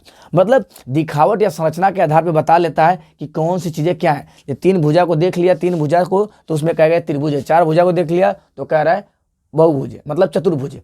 तो मतलब जहां पे दिखावट या संरचना के आधार पे, दिखावट या संरचना के आधार पर अगर बच्चा पहचान ले रहा है तो उसको कहेंगे हम प्राथमिक स्तर, मतलब क्या है, मानसिक स्तर कहेंगे या स्तर 0 कहेंगे, ठीक है, या तो कहेंगे चतुष्कीकरण या चतुष्कीकरण। दूसरे में क्या होता है भैया, दूसरा हमारा होता है विश्लेषण। दूसरा क्या होता है हमारा, विश्लेषण। विश्लेषण में क्या होता है, विश्लेषण में जो बच्चा है ना, विश्लेषण में बच्चा जो है कि अब गुणों के आधार पर बता ले रहा है कि भैया 90 अंश का कोण है, ये 180 अंश का कोण है, ठीक है। तो गुणों के आधार पे, पहले बस दिखावट के आधार पे ये भी त्रिभुज है, ये भी त्रिभुज है ना, और ये भी त्रिभुज है। तो पहले बच्चा क्या है, भुजाओं के आधार पे बता लेता था कि क्या ये त्रिभुज है, और भुजाओं के आधार पे बता लेता था क्या ये चतुर्भुज है, इसको भी क्या है, चतुर्भुज बता ले रहा है दिखावट के आधार पे, संरचना के आधार पे। लेकिन जैसे दूसरे स्टेज में जाएगा तो दूसरा स्टेज होता है विश्लेषण। विश्लेषण में बच्चा क्या करता है कि इसको गुणों के आधार पर बता लेता है कि भैया ये 90 अंश का कोण है, ये का ये मीन 60 अंश का कोण है, तो मतलब समबाहु त्रिभुज, समकोण त्रिभुज, वर्ग और आयत, बृहत कोण, मतलब ये ऐसे बता लेता है। कब, जब दूसरे स्टेज में जाता है। और दूसरा स्टेज लेकिन स्तर का एक, दूसरा स्टेज लेकिन स्तर क्या है, एक है। अब आते हैं तीसरा। तीसरा हमारा होता है अनौपचारिक। तीसरा क्या होता है, अनौपचारिक। आप लोग अगर पिछली कक्षा देखे होंगे जिसमें हमने किया अनौपचारिक और औपचारिक, जिसको हम अर्जन और अधिगम कहते हैं, हमने हिंदी के पेडागोजी में बहुत अच्छी तरीके से बताया, ठीक है। तो अनौपचारिक का मतलब ये होगा कहीं भी कभी भी किसी जो सीख लेते हैं अनौपचारिक। और औपचारिक करके मतलब होता है कि आपको थोड़ा प्रयास करना पड़ता है, सारी चीज़ें फिक्स होती हैं, निश्चित विषय वस्तु, निश्चित पाठ्यक्रम, निश्चित विशेषज्ञ, मतलब निश्चित अध्यापक, सारी चीज़ें क्या होती है उसमें फिक्स होती हैं, उसमें सभी उद्देश्यों को प्राप्त किया जा सकता है। जो औपचारिक है उसमें सभी उद्देश्यों को प्राप्त किया जा सकता है, लेकिन अनौपचारिक में सभी उद्देश्य को प्राप्त किया नहीं जा सकता। बाकी उसमें अच्छे से आप देख लीजिएगा। अच्छा, आगे आते हैं, बात यहाँ तक बनी नहीं, अब आते हैं अनौपचारिक। अनौपचारिक कह रहा है कि मतलब भाषाओं के आधार पे इसका क्या है, परिभाषा दे लेता है। इसमें क्या है, इसकी परिभाषा दे लेता है, इसका जो भी परिभाषा है दे लेता है और याद भी कर लेता है, ठीक है ना, और सूत्र भी याद कर लेता है। लेकिन अब जो इसका अगला स्टेज है औपचारिक। औपचारिक में क्या है कि आप औपचारिक में क्या करता है भैया, औपचारिक में क्या है, अनौपचारिक में पहले में क्या क्या दिखावट के आधार पर पहचानना, दूसरे में इसने क्या किया, भुजाओं के आधार पर बता दिया या उसके संरचना के आधार पर बता दिया। तीसरे में क्या कर रहा है कि तीसरे में सूत्र सिद्धांत, मतलब जो सूत्र हैं, जो परिभाषा, उसको याद कर ले रहा है। और चौथे में क्या होता है, खुद से वो क्या होता है, औपचारिक मतलब होता है, औपचारिक मतलब प्याजे का अमूर्त हो गया ना, प्याजे का अमूर्त या औपचारिक। तो उसमें क्या करता है कि सूत्र को प्रमेय और उपप्रमेय में संबंध बता देता है कि कौन सा फार्मूला कैसे बना और किसके अकॉर्डिंग बना है। तो फार्मूले का निर्माण कर लेता है और क्या है, प्रमेय उपप्रमेय को सिद्ध कर लेता है, जो भी फार्मूला उसे सिद्ध भी कर लेता है। तो आइए देख लीजिए आप क्या है। चलिए क्या लिखा है इसमें, इस स्तर पहला है चतुष्कीकरण, जिसको लेवल 0 कहते हैं, इसको मानसिक स्तर भी कहते हैं, आप याद रखिएगा।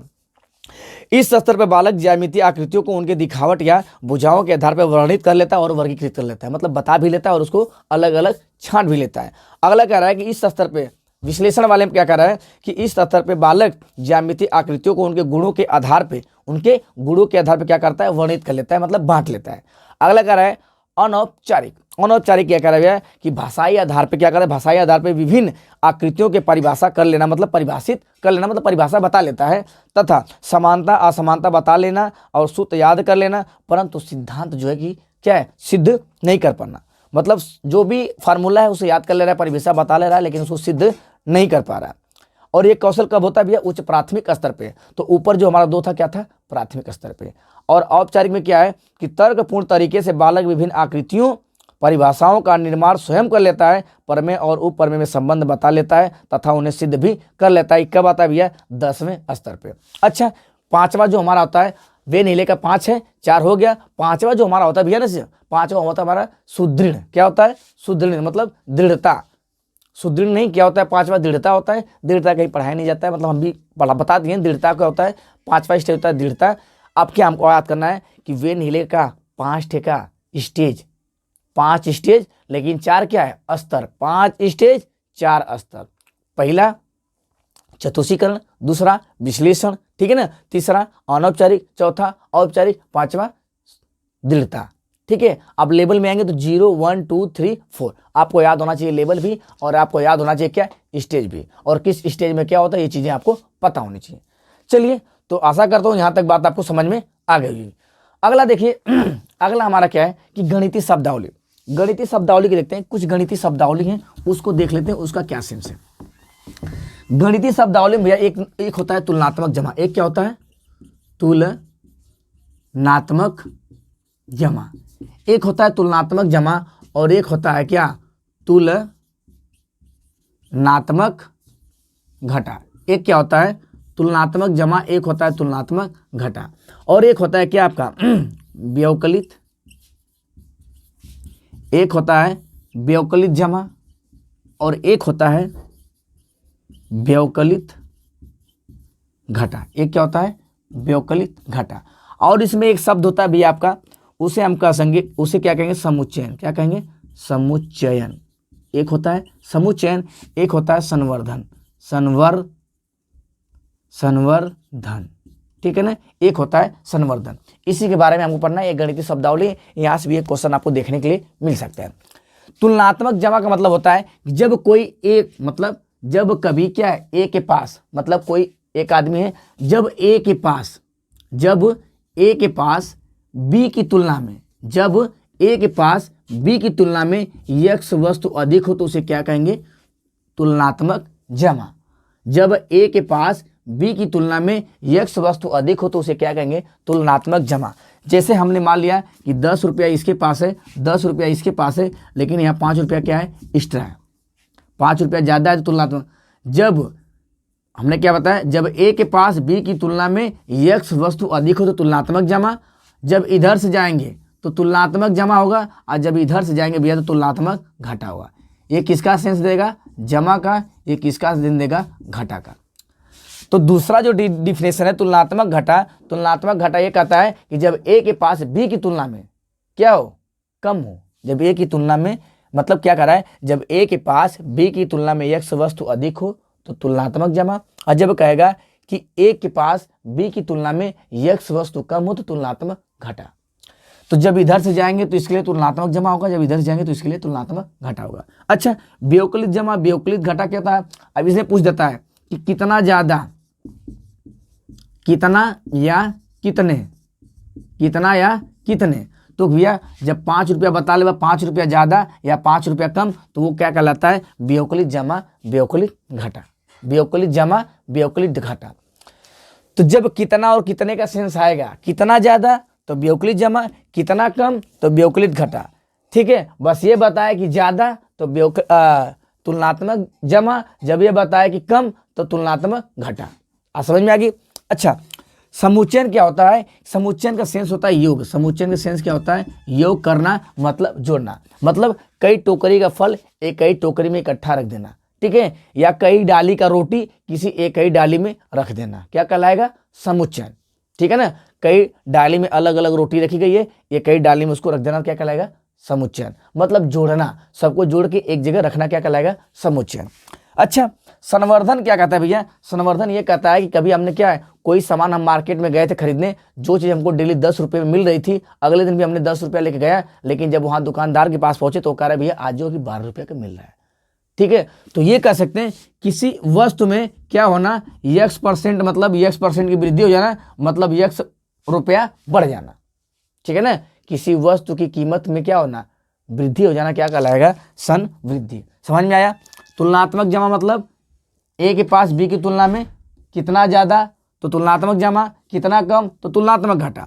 अब आज ये व्यवकलित जमा मतलब कई रुपया ज्यादा, मतलब अब रुपया पूछ रहा है, बस यहाँ क्या है अधिक और कम की सेंस आ रही थी, अधिक और कम का, अधिक और कम का सेंस आ रहा है किससे, तुलनात्मक जमा तुलनात्मक घटा से। लेकिन इससे क्या समझ में आ रहा है कि कितना ज्यादा, मतलब 2 रुपया ज्यादा कि 4 रुपया ज्यादा, कि 5 रुपया कम कि 6 रुपया कम, ऐसे। और इसमें क्या होता है, बस जोड़ना होता है, सभी चीज़ों को एक जगह में मिला देना होता है। और इसमें क्या होता है, कोई चीज़ हम खरीदने गए जो 10 रुपये की थी, अब कितने रुपये की होगी, 12 रुपया की या 25 रुपये की, उसमें बढ़ गई, लेकिन उससे क्वांटिटी में कोई फर्क नहीं आया। हमको पता है डेली हम 20 रुपया दर्जन केला खरीद रहे हैं, 20 रुपया दर्जन मतलब 12 केला का दाम 20 रुपया है, मतलब 20 रुपया क्या दर्जन केला डेली खरीद रहे हैं, लेकिन अगले दिन गए तो 25 रुपया दर्जन केला हो गया। केला तो 12 का 12 ही रहा है, लेकिन कीमत क्या होगी, बढ़ होगी। मतलब क्वांटिटी में कोई फर्क नहीं आएगा, लेकिन कीमत क्या हो जाएगी, बढ़ जाएगी। ठीक है ना। तो क्या कहेगा, संवृद्धि। आइए इसको देख लीजिए क्या है, ये क्या है। पहला देखिए क्या लिखा है, तुलनात्मक जमा। जब ए के पास बी की तुलना में एक्स वस्तु अधिक हो तो इसे तुलनात्मक जमा कहते हैं। तुलनात्मक घटा, जब ए के पास बी की तुलना में एक्स वस्तु कम हो तो इसे क्या कहेंगे, तुलनात्मक घटा। बात तो ही समझ में आई। अगला व्यवकलित जमा, मतलब जब यह कहा जाए कि ए के पास बी से कितनी वस्तु क्या अधिक है, कितनी वस्तु अधिक है तो तुलनात्मक जमा, और कितनी वस्तु कम है तो तुलनात्मक घटा। समुच्चयन का समझ लिए, समुच्चयन का तात्पर्य है वस्तुओं के संग्रह से है, अर्थात जब ए वस्तु बी वस्तु मिला दी जाए तो इसका पूरा योग क्या कहलाता है, समुच्चयन कहलाता है। और संवर्धन का अर्थ है क्या है, वृद्धि से। जब ए में एक्स की वृद्धि हो जाए तो इसे क्या कहेंगे, संवर्धन। बातें समझ में आपको आ गई होंगी। चलिए अब आगे देखते हैं, आगे क्या है भैया, भागिएगा मत, ये मैराथन क्लास है, इसमें सारी चीजें हम क्या है मैथ की एक ही वीडियो में पूरा कंप्लीट करने वाले हैं, ठीक है। तो आधा से ज्यादा हमारा काम हो चुका है, थोड़ा बहुत और बचा है, परेशान आप मत होइए, एकदम बने रहिए बस। अगला क्या है, भाषा की गणित की भाषा को विकसित करने के प्रमुख चरण। अच्छा, गणित की भाषा विकसित करना है तो उसके चरण क्या क्या है उसके बारे में देख लेते हैं, ठीक है। गणित भाषा के विकास के लिए चरण क्या है, आइए आगे देखते हैं। इसमें क्या कह रहा है कि गणित को एक व्यवहारिक विषय के रूप में प्रस्तुत किया जा सके, इसके लिए, ठीक है, इसके लिए पैमिला ली बैक ने अपनी पुस्तक, ठीक है, हाउ चिल्ड्रेन लर्न मैथमेटिक्स, मतलब इन्होंने एक बुक लिखा है और उस बुक में क्या है, एल्पस 3 का जिक्र किया है, और एल्पस 3 के अकॉर्डिंग क्या हमको बताना चाहिए, पढ़ाना चाहिए बच्चों को, ताकि वो जल्दी समझ में आए।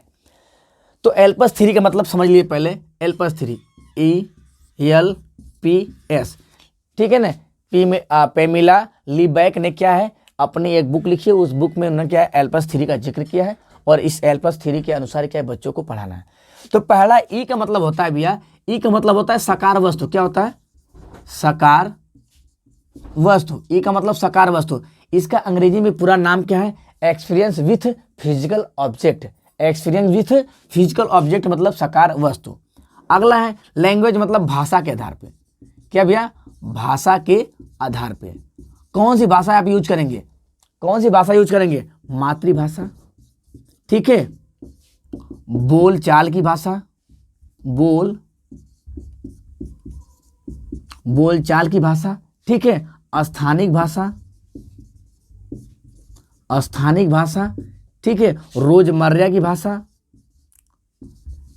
रोजमर्रा का मतलब होता है जो डेली हम यूज कर रहे हैं, रोजमर्रा की भाषा, मातृभाषा, बोलचाल की भाषा, स्थानिक भाषा। बच्चे को मतलब आपको क्या है, अगर बच्चे के सामने कोई समस्या है या बच्चे को कोई चीज़ बताना चाहता है, जिसे हमने बात किया था 1/2, अगर 1/2 का मतलब अगर आपको बताना है तो पहले क्या करिए, बच्चे के सामने साकार वस्तु रखिए, मतलब एक्सपीरियंस विद फिजिकल ऑब्जेक्ट। बच्चे के सामने आपको साकार वस्तु रखनी है। उस साकार वस्तु मतलब क्या होता है, साकार वस्तु का मतलब होता है कि मूर्त वस्तु है, मतलब मूर्त मतलब प्रत्यक्ष, क्या कह सकते हैं, प्रत्यक्ष, जिसको हम या क्या कह सकते हैं, वास्तविक, जिसको हम छू सके, जिसको अपनी आंखों से हम देख सके, वही क्या होती है, साकार वस्तु होती है, जिसको हम मूर्त वस्तु भी कहेंगे, प्रत्यक्ष या वास्तविक रूप से जिसको हम देख सके। आपको पहले अपने क्या कह रहा है, एक्सपीरियंस विथ फिजिकल ऑब्जेक्ट, मतलब आप अगर एक अध्यापक हैं तो आपका ये कर्तव्य बनता है कि जब भी बच्चों को क्या है, आप 1/2 बताना चाहते हैं तो अपने अनुभवों के अनुसार उसके सामने साकार वस्तुएं रखिए। वो भी कैसी साकार वस्तुएं, जो उसके पूर्व ज्ञान से जुड़ी हो तब।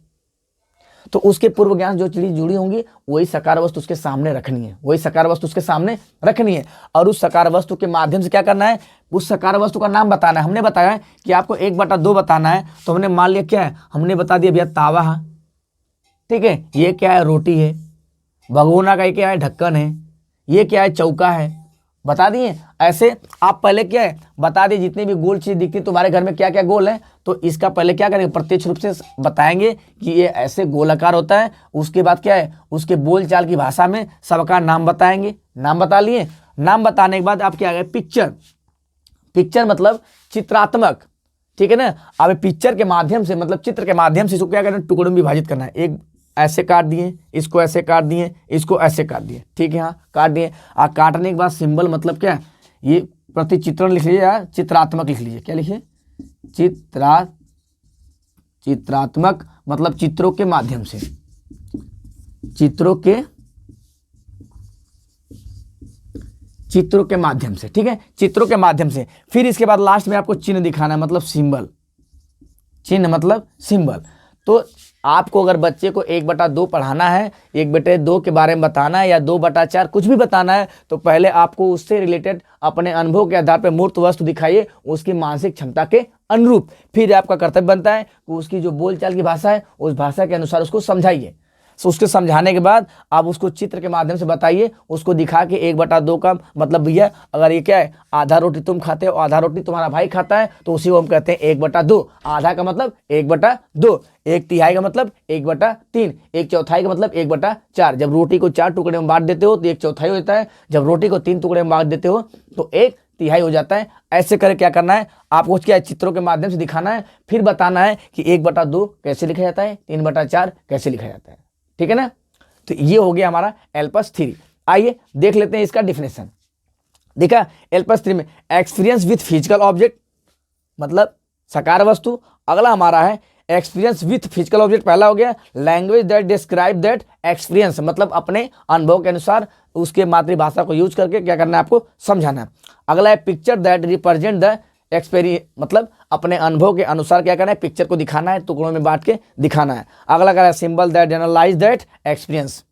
तो बातें समझ में आ गई, तो ये आपको याद होना चाहिए।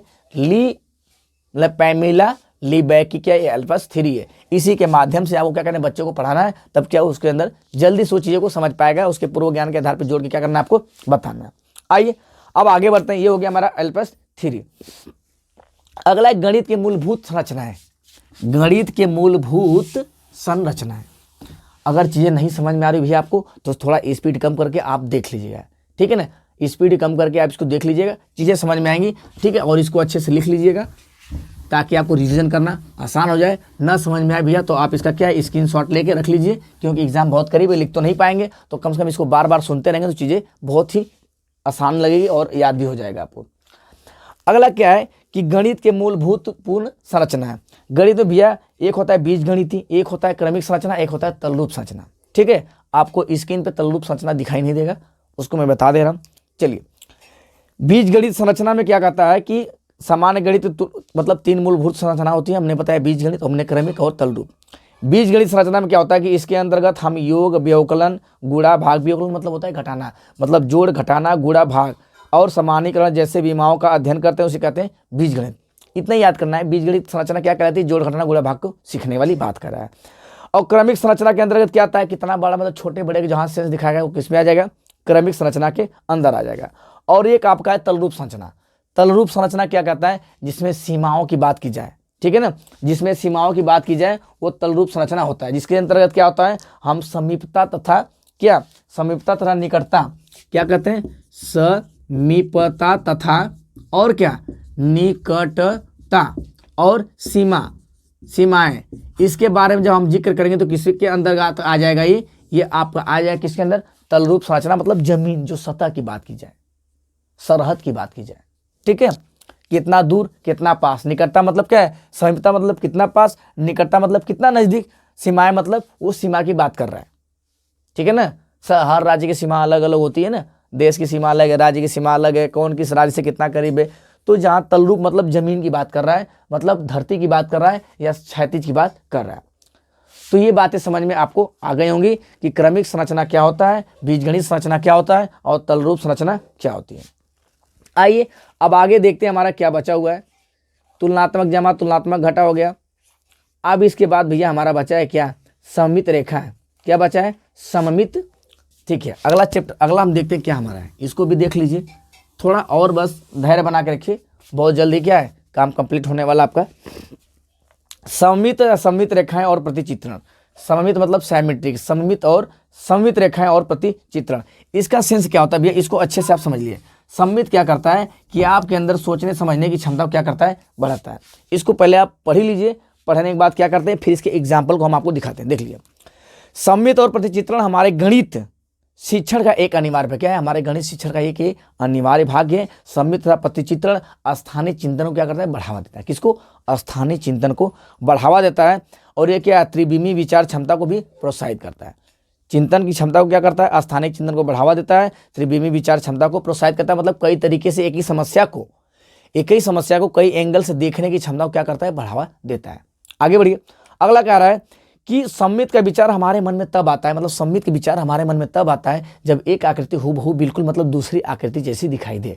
जब एक आकृति हूबहू बिल्कुल दूसरी आकृति की जैसा दिखाई दे तब हमारे सम्मित का विचार तब हमारे मन में आता है। अच्छा, जब किसी वस्तु को ठीक वैसे दिखने वाले दो भागों में अगर विभाजित करना होता है तो हमको क्या करना होता है, या तो हमें मोड़ते हैं या तो क्या करते हैं, उसे घुमाते हैं, या तो मोड़ते हैं या तो क्या करते हैं, घुमाते हैं, या कहें कि एक काल्पनिक रेखा खींचते हैं जो उसे दो बराबर हिस्सों में बांटें और दोनों फिगर क्या करें, एक जैसा दिखाई दे। यही नहीं कह रहा है। और अगला कह रहा है प्रतिचित्रण अनुपातिक विवेचनाओं को प्रोत्साहित करे। अनुपात मतलब होता है कि दो भाग विभाजित कर रहा है।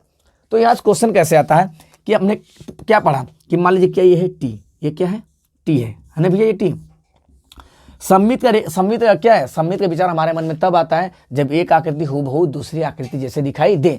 और कब दिखाई देगा भैया, जब इसको क्या है, इसके में क्या है, काल्पनिक रेखाएं खींचेंगे। ऊपर लिखा है ना, काल्पनिक रेखाएं मतलब या तो क्या है क्षैतिज खींचें या तो क्या खींचें, हॉरिजेंटल, या तो ड्रॉ करेंगे क्षैतिज या तो हॉरिजेंटल। मतलब वो चीजें हमको माननी है, वो चीज दिखाई देनी चाहिए। मतलब हूबहू एक आकृति जब दूसरी आकृति जैसे दिखाई देगा तब हम कहेंगे क्या है, ये सम्मित रेखा मतलब प्रतिचित्रण है। अच्छा, इसमें एक अगर यहाँ से हमें काल्पनिक रेखा खींच दे तो देखेंगे जो इस तरफ दिख रहा है वही इस तरफ दिखेगा। तो इसमें कितना, इसमें एक काल्पनिक रेखा खींच सकते हैं। काल्पनिक रेखा कितना खींच सकते हैं, ये खींच सकते हैं, और हूबहू एक आकृति दूसरी से दिखाई दे रही है। अच्छा, आपके पास क्या है, डब्लू, आपके पास क्या है, डब्लू। इसमें भी क्या हम एक रेखा खींच सकते हैं, इसमें भी क्या हम एक रेखा खींच सकते हैं। जो रेखा खींचेंगे इसे कहते हैं काल्पनिक रेखा। इसको क्या कहते हैं, काल्पनिक रेखा या सम्मित रेखा। अगर ये तो टी में हो गया, ए डब्ल्यू में हो गया, जो ऐसा बनेगा वही ऐसा। और देख लीजिए, जैसे ये ओ है, ओ में भी क्या है, ओ में हम दो काल्पनिक रेखा खींच सकते हैं। ऐसे खींचेंगे तो जो इस तरफ दिख रहा है वही इस तरफ दिखाई देगा, और ऐसे खींचेंगे तो जो ऊपर दिखाई दे रहा है वही नीचे। तो इसमें काल्पनिक रेखा कितनी खींच सकते हैं, दो। और देख लीजिए, अगर हमारा क्या है, एक्स है, क्या है, अगर हमारा एक्स है तो एक्स में कितनी काल्पनिक रेखा हो सकती है, इसमें भी दो काल्पनिक रेखा हो सकती है, एक ऐसे और एक ऐसे। इसमें एक एक, इसमें दो दो। तो आपको ऐसे एग्जाम में 1 2 3 4 कुछ भी देख सकता है, क ख ग देख सकता है, ABCD देख सकता है। उसमें आपसे पूछेगा कि इसमें कितनी काल्पनिक रेखाएं खींची जा सकती हैं। क्या पूछेगा, इसमें कितनी काल्पनिक रेखाएं खींची जा सकती हैं। अच्छा, लास्ट पॉइंट है प्रतिचित्रण अनुपातिक विवेचनाओं को प्रोत्साहित करना। मतलब क्या करना, अनुपात मतलब हो रहा है ना, 1/2 में कट रहा है, 1/4 भाग में कट रहा है, 1/4 भाग में कट रहा है, मतलब कहीं ना कहीं अनुपात का सेंस दे रहा है। तो उम्मीद करता हूं दोस्त आप लोग को समझ में आ गया होगा। ठीक है, तो इसमें एक, इसमें दो, ऐसे अपने क्या है, ABCD के जितने वर्ड हैं 1 2 3 4 5 से 9 तक जितना संख्या क ख ग जो भी है, उसमें आपको अपना दिमाग लगाना है कि कैसे इसको काटें, कैसे इसको दो भागों में विभाजित करें कि जैसे एक तरफ दिख रहा है वैसे दूसरी तरफ दिखाई दे। ये आपको दिमाग वहां पे लगाना पड़ेगा कि जो एक तरफ दिखाई दे रहा है कैसे दूसरी तरफ का दिखाई देगा। सेम फिगर दिखना चाहिए, इसमें कोई डिफरेंस नहीं होना चाहिए। जब सेम दिखेगा तभी कहेंगे आप प्रतिचित्रण। मतलब एक इमेज हूबहू दूसरे इमेज की तरह दिखाई दे वही कहलाता है प्रतिचित्रण। और एक इमेज दूसरी इमेज की तरह दिखाई दे उसको हम कैसे दिखा सकते हैं, वो क्या करेंगे, काल्पनिक रेखा खींचेंगे। आप देखेंगे कौन सी काल्पनिक रेखा खींचें और कितनी ऐसी काल्पनिक रेखा खींची जा सकती है जिसमें हूबहू एक आकृति दूसरी आकृति जैसे दिखाई दे। आगे बढ़े, इसमें तो बहुत सारा खींच सकते हैं, 1 2, और आप क्या कहना है, या तो क्षैतिज या तो ऊर्ध्वाधर। ये बात समझ में आ गई। तो ये एक था आपका। अब आगे बढ़ते हैं, चीज़ें थोड़ी फास्ट हो रही हैं, ठीक है, इसके लिए मैं क्या है माफ़ी चाहता हूँ भैया, लेकिन क्या है स्पीड आप स्लो करके 1 से 2 बार इसको देखिएगा, चीज़ें समझ में आ जाएंगे। मैं क्वेश्चन किसी का नहीं करा रहा हूँ, बस मैं केवल 3 पढ़ा रहा हूँ। इस 3 के आधार पर आप क्वेश्चन करिए, आपको क्या है ज़्यादा बेनिफिट मिलेगा। मैं क्वेश्चन किसी का नहीं करा रहा हूँ। अब अगला पढ़ते भैया, अगला हमारा है गणितीय खेल और पहेलियाँ। गणितीय खेल और पहेलियाँ क्या करती हैं, गणितीय खेल और पहेलियाँ बच्चों को कैसे हेल्प करती हैं इसके बारे में देखेंगे। बस कुछ देर और बैठे रहिए, इसके बाद क्या है 1 2 टॉपिक और, फिर इसके बाद शिक्षण सहायक सामग्री पढ़ लेंगे। वहीं पे क्या होगा, हमारा मैथ कंप्लीट हो जाएगा। ठीक है, तो काफ़ी समय आपको हो गया होगा, तो परेशान मत होइए भैया, बस थोड़ा और समझिए। आपका गणितीय खेल और पहेलियाँ क्या कहता है कि गणितीय खेल और पहेलियाँ विद्यालय पाठ्यक्रम का अनिवार्य हिस्सा है। ये भी विद्यालय पाठ्यक्रम का अनिवार्य हिस्सा है, और सम्मित रेखा जो भी पढ़े वो भी विद्यालय पाठ्यक्रम का क्या है अनिवार्य हिस्सा है। ठीक है, तो अगला इसमें क्या लिख रहा है कि गणितीय खेल और पहेलियाँ मानसिक गणित से संबंधित, मतलब मानसिक गणित से संबंधित है, जो परिकलन में परिशुद्धता के साथ गणना में गति प्रदान करता है। मतलब जोड़ घटाना गुणा भाग करने में क्या होता है, स्पीड आपकी बढ़ा देता है ये, वो भी क्या, परिशुद्धता के साथ। क्योंकि पता है गणितीय खेल जो पहली होती है वो क्या होती है, नंबर के खेल होता है, जैसे सुडोकू हो गया, लूडो हो गया, सब क्या है, नंबर के खेल है ना। तो इसमें कहीं ना कहीं आपको काउंटिंग करने में क्या हो, आपको स्पीड आपकी बढ़ा देता है काउंटिंग में, और आपके सोचने समझने की शक्ति भी क्या करता है, ये विकसित करता है। गणित के प्रति सकारात्मक दृष्टिकोण को बढ़ावा, मतलब वही सोचने समझने की शक्ति को क्या करता है, बढ़ावा देता है। अगला है सृजनात्मक को विकसित करना, बात वही होगी, इसका प्रयोग किया जाता है। इसके प्रयोग से बालक में समस्या समाधान कौशल का प्रोत्साहित होता है। मतलब कहीं ना कहीं चिंतन करना, कल्पना करना, सृजन करना, निर्माण करना, वैज्ञानिक दृष्टिकोण और क्या है, गणना करने में गति प्रदान करना, ये सारी चीजें कहीं ना कहीं क्या कर रहा है आपको अंदर, ये सभी दे रहा है। ठीक है, तो ये बात होगी छोटा सा गणितीय खेल और पहेलियां क्या करता है। अब कोई खेल अगर बच्चे को खेलने के लिए दिया गया है तो बच्चे को बस खेलने के खेल दिया नहीं, खेलने के साथ साथ वो क्या कर रहा है, गणित कर रहा है। खेलने के साथ साथ गणित भी सिखाया जाता है और बच्चे को पता भी नहीं चलता खेल खेल में गणित कब सीख लेता है। अगला हमारा भैया क्या, आकृति। इसको ध्यान समझिए, क्या है ये, आकृति। अगला हमारा है आकृति। आकृति हमारा दो तरह से होता है भैया, एक होता है क्या, पिरामिड, एक होता है पिरामिड और एक होता है क्या भैया हमारा, प्रिज्म। इन्हीं दोनों को हमको अच्छे से पढ़ना है, एक होता है पिरामिड और एक क्या होता है, प्रिज्म। पिरामिड क्या कहता है, इन दोनों के बारे में सीख लीजिए, बाकी डिफिनेशन हम आपको दिखा देंगे, स्क्रीनशॉट लेके अपना काम कर लीजिएगा। पिरामिड क्या होता है कि किसी भी बहुभुज को आधार मान के क्या करना है भैया, किसी भी बहुभुज को आधार मानकर, ठीक है ना, किसी बहुभुज को आधार मानकर उसके आधार पे तिर्यक फलके हम इस प्रकार खड़ी करें। तिर्यक फलके क्या करेंगे, हम इस प्रकार खड़ी करें कि उन सभी का जो शीर्ष बिंदु है किसी एक ही पॉइंट पे आके मिले, उसी को हम क्या कहते हैं, पिरामिड। एक बार फिर सुन लीजिए, किसी भी बहुभुज को आधार मान के किसी भी बहुभुज को आधार मान के हमने क्या किया, ये एक बहुभुज है, ठीक है ना, इसको हमने क्या माना, आधार मान के, इसके ऊपर तिर्यक फलके इस प्रकार खड़ी करें कि इसका जो पॉइंट है किसी एक ही बिंदु पे जाके मिले। हमने मान लिया एक ही तिर्यक फलक हो गया, हमने माना ये क्या है, दूसरा हो गया इस तरफ का, ये हमने माना तीसरा और सामने का चौथा, यही ना। तो किसी को आधार मान के उसके चारों तरफ से, पंच भुजा है तो पांच तरफ से, चार भुजा है तो चार तरफ से, तीन भुजा है तो तीन तरफ से तिर्यक फलक क्या करेंगे, इस प्रकार खड़ी करेंगे कि उसकी जो चोटी है किसी एक ही बिंदु पे आके मिले। बात समझ में आई, तो चोटी कहाँ पे आके मिले, किसी एक ही बिंदु पे। अच्छा, इसमें आपको क्वेश्चन क्या करता भैया, इसमें क्वेश्चन क्या पूछता है, इसमें पूछ देगा कितने क्या है, कोने हैं। आपसे क्या पूछेगा कि कोनों की संख्या बताइए, क्या बताइए, कोनों की संख्या, सारा फॉर्मूला हम बताएंगे। और आपसे क्या पूछेगा, कोनों की संख्या बताइए, कोनों की संख्या के बाद पूछेगा कोरों की संख्या, क्या पूछेगा, कोरों की संख्या। कोरों की संख्या को कह सकते हैं क्या, भुजा की संख्या, क्या पूछेगा, भुजा की संख्या, ये चीज पूछेगा आपसे। और आपसे क्या पूछ देगा कि इसमें कितने पार्श्व पृष्ठ हैं, मतलब तिर्यक पार्श्व पृष्ठ, इसमें तिर्यक पार्श्व पृष्ठ कितने हैं, या पूछ देगा कि टोटल पृष्ठ कितने, मतलब संपूर्ण पृष्ठ। आपसे क्या पूछ देगा कि संपूर्ण पृष्ठ कितने हैं। ये क्वेश्चन आपसे बनेगा, यही बनता है आपका प्रिज्म में भी, यही बनता है पिरामिड में भी। अगर कोनों की संख्या पूछे तो कोनों की संख्या में हम क्या कहेंगे, देखिए आधार में कितनी संख्या है, आधार में कितना था, 1 2 3 4 आधार है, तो जितने आधार की संख्या होती है उसी में एक जोड़ देते तो कोनों की संख्या हो जाती है। तो अब फार्मूले में हम क्या लिख सकते हैं, आधारों की संख्या प्लस 1, मतलब 1 2 3 4 5। अगर 3 भुजा वाली है तो उसमें 4 कोने बनेंगे, 5 भुजा वाली है तो एक कोण, इसका मतलब 6 बनेगा। जो भी जितनी भुजा होगी उतने कोने तो नीचे बनेंगे ही बनेंगे, और एक इसका ऊपर बनेगा मिड पॉइंट पे। बस समझ में। अगर आपसे कोरों की संख्या पूछे तो देखिए 1 2 3 4 जितने आधार होते हैं उसमें बस क्या करते हैं, आधारों की संख्या में हम 2 का गुणा कर देते हैं तो निकल जाता है क्या, हमारा कोरों की संख्या। इसमें 4 आधार है तो कितने कोरों की संख्या होगी, 8 होगी। जिससे 1 2 3 4 हो गया, फिर ये 5 6 7 8, अगर 5 रहेगा तो 10, 6 रहेगा तो 12, 10 रहेगा तो 20। बातें समझ में आ गई।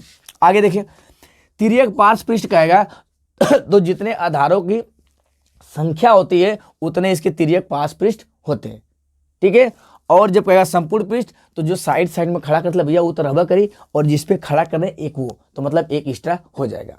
बात समझ में आई, तो देख ली, आपको दिखाई दे रहा होगा कि हमने क्या है, हमने पिरामिड के 3-4 फिगर बनाए, चारों फिगर को अच्छे से गहनता से अध्ययन के लिए किया है। किसी बहुभुज को आधार मानकर उसकी सभी भुजाओं पर त्रिभुजाकार पृष्ठ तिर्यक रूप से इस प्रकार खड़ी की कि सभी के शीर्ष क्या होते हैं, एक कई बिंदु पर मिले, इससे प्राप्त ठोस को पिरामिड कहते हैं। आपने हमने एक किया चतुर्भुज बजाया, पंचभुज और खष्टभुज, और उसके नीचे क्या है फार्मूला लिखा गया है, उस फार्मूले को आप लोग याद कर लीजिएगा। जिसको फार्मूला न समझ में आए उसको एक काउंट भी कर सकता है। काउंट कैसे करना है एक बार मैं और बता दे रहा हूँ, ठीक है। आइए देखिए काउंट कैसे करना है।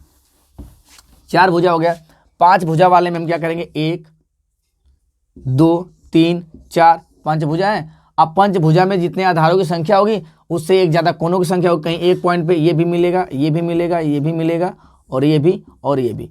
तो ये क्या हो गया, अगर इसमें क्या है 5 भुजा है ना, तो 5 भुजाओं की संख्या पूछेगा तो 5 ये क्या है, 5 आधार है, 1 2 3 4 5 आधार है, और 5 ये हो जाएगा 6 7 8 9 10। कोना पूछेगा 1 2 3 4 5, एक कोना क्या होगा, एक्स्ट्रा होगा। तिर्यक फलक कितना है, तो एक इस साइड पे, एक इस पे, एक इस पे, एक इस पे, इस पे, तो 5 है तो 5 तिर्यक पृष्ठ हो जाएंगे। संपूर्ण पूछेगा तो 5 तो है ही साइड में, और एक जो आधार जिस पे टिका हुआ एक वो हो जाएगा। बातें समझ में आ गई होंगी, ना समझ में आए तो दोबारा रिपीट करके वीडियो को देख लीजिएगा। आगे आते हैं क्या, आगे देखते हैं प्रिज्म क्या है। आगे देखते हैं भैया प्रिज्म क्या है, प्रिज्म के बारे में सीख लेते हैं, ठीक है। प्रिज्म क्या है, प्रिज्म में क्या करना है, प्रिज्म क्या है, प्रिज्म जिस देखिए किसी बहुभुज को, जैसे उसमें बहुभुज पे हमने तिर्यक पृष्ठें खड़ी कर रहे थे, और इसमें किसी बहुभुज पे क्या करेंगे, आयताकार फलके खड़ी करेंगे। क्या करेंगे, आयताकार। तो किसी, अब देखिए किसी बहुभुज को आधार मान के उसके चारों तरफ, मतलब चतुर्भुज है तो 4 तरफ, पंचभुज है तो 5 तरफ, त्रिभुज है तो तीनों तरफ क्या करेंगे, आयताकार फलके ऊर्ध्वाधर खड़ी करेंगे। मतलब जैसे आप मकान में है, रूम में है, तो मकान में क्या है, 4 दीवार है ना, चारों तरफ दीवार खड़ी है ना, तो 4 दीवार हो गया, तो ये क्या होगा, आयताकार फलके होंगे। और साइड साइड क्या है, जो नीचे का जो बना है आधार वो क्या है हमारा, तो इसको देख लीजिए। हमने क्या है प्रिज्म हमने बताया किसी को आधार को बहुभुज मान के, ये चीजें हैं, इसे क्या कहेंगे, प्रिज्म। ऊपर से भैया ढक्कन लगल है, नीचे इसका आधार है। आधार क्या है, ये आधार है इसका, ये क्या है इसका, ये आधार है। इस पे एक आयताकार फलके एक ये खड़ी की हैं, एक ये आयताकार फलके, और एक ये आयताकार फलके ये खड़ी की हैं हम, ठीक है, और एक आयताकार फलके ये खड़ी की हैं। तो ये आयताकार फलके खड़ी करना है, उसके बाद ऊपर से ये वाला ढक्कन लगा है। ये क्या ऊपर से लगा है, ये ढक्कन लगा है, आयताकार ढक्कन। इसमें क्या होता है, इसका भी फार्मूला सेम वैसे ही है, आपको फार्मूला याद कर लेना। फार्मूला नहीं याद है तो देखिए आधारों की संख्या 4 है, तो इसमें कोने कितने हो जाएंगे, 8।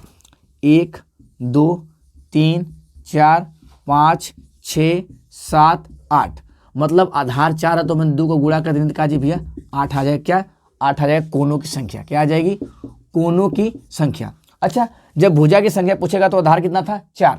आधार कितना था, 4। आधार क्या है, 4, तो इसमें हो जाएगा 4 गुणे 3, मतलब 12 क्या हो जाएंगी, भुजा हो जाएंगी। उसको काउंट कर लीजिए। देखिए पहले सीधे सीधे काउंट करते हैं ऐसे, फिर खड़ा वाला, फिर तिर्यक वाला, ऐसे देखेंगे तो 1 2 3 और ये 4, ये बातें हो गई 4। अब अगला हम काउंट कर लेते हैं क्या, ऐसे खड़ा वाला, तो खड़ा वाला 1 हो गया 5, ये हो गया 6, ये हो गया 7, और ये हो गया 8। अब बचा आपका तिर्यक, तिर्यक वाला में हो जाएगा 9, 9 के बाद हो जाएगा 10, 10 के बाद हो जाएगा 11, 11 के बाद क्या हो गया 12, मतलब 4 गुणे 3। मतलब जितने आधारों की संख्या होगी उसमें 3 का गुणा कर देंगे तो भुजा निकल जाएगी, 2 का गुणा करेंगे तो कोना निकल जाएगा। अगर इसमें पूछेगा पार्श्व पृष्ठ, पार्श्व पृष्ठ का मतलब होता है, जो पार्श्व पृष्ठ मतलब होता है सरफेस एरिया, ठीक है ना, तो जो साइड की दीवार है उतने उसके क्या हो जाएंगे, पार्श्व पृष्ठ। संपूर्ण पृष्ठ करेगा तो 6 हो जाएगा, एक ऊपर का एक नीचे का। जैसे उसमें नीचे ले रहे थे, ऊपर तो कोना था तो कोना का ले नहीं रहे थे, तो एक ऊपर और एक नीचे, तो टोटल कितने हो जाएंगे, 6। जितना आधारों की संख्या होगा उसमें 2 जोड़ देंगे तो हमारा निकल जाएगा क्या, संपूर्ण पृष्ठ। इसको देख लीजिए, अच्छे से देख लीजिए और इसको नोट भी कर लीजिएगा, स्क्रीनशॉट ले लीजिए। आगे बढ़ते हैं।